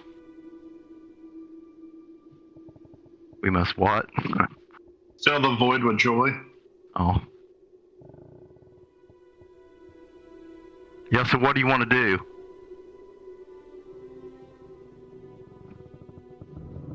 Meow will join you for now. So did she get all her equipment and put back on and whatever? At least she needs? most of her gear. Yeah, she got most of her gear back. Her gear Okay. was never taken off of her character sheet, so it's there. Yeah. Okay. Oh, okay. Meow, meow, meow, I guess Meow should introduce himself. Meow, meow, tiny marble cakes. Nice to meet you, meow, meow. I'm Norris. Nice to meet you. too. I'm Eudor the rat. And then Typhia, I am Typhia. It is good that it is wonderful to finally meet you, chosen of Selune. It is an honor and a privilege. The druid says, and I am Kael, servant of Sylvanas. She says, Okay. She says, with my powers back, you need not fear. The wrath of nature itself will swallow these evil creatures. Very well. Are you ready to take vengeance on for your mother, Tiny?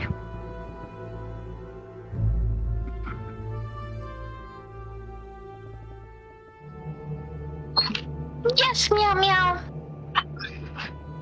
Like Kyle just said, meow, meow. The wrath of nature, along with the wrath of Teska. Meow werewolves won't know what meow hit them. All right. And as you guys prepare to go up, you hear a lot of commotion and yelling.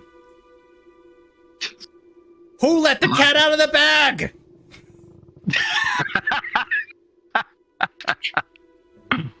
And then you see all the guards come out. We've been deceived. The amulet, it's gone.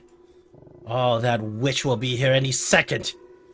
To me, we fight. And you see Baldur run out. And as she runs out, she's flanked by all of her guards. Looks like the battle is going to get intense. You're going to fight all of them at the same time.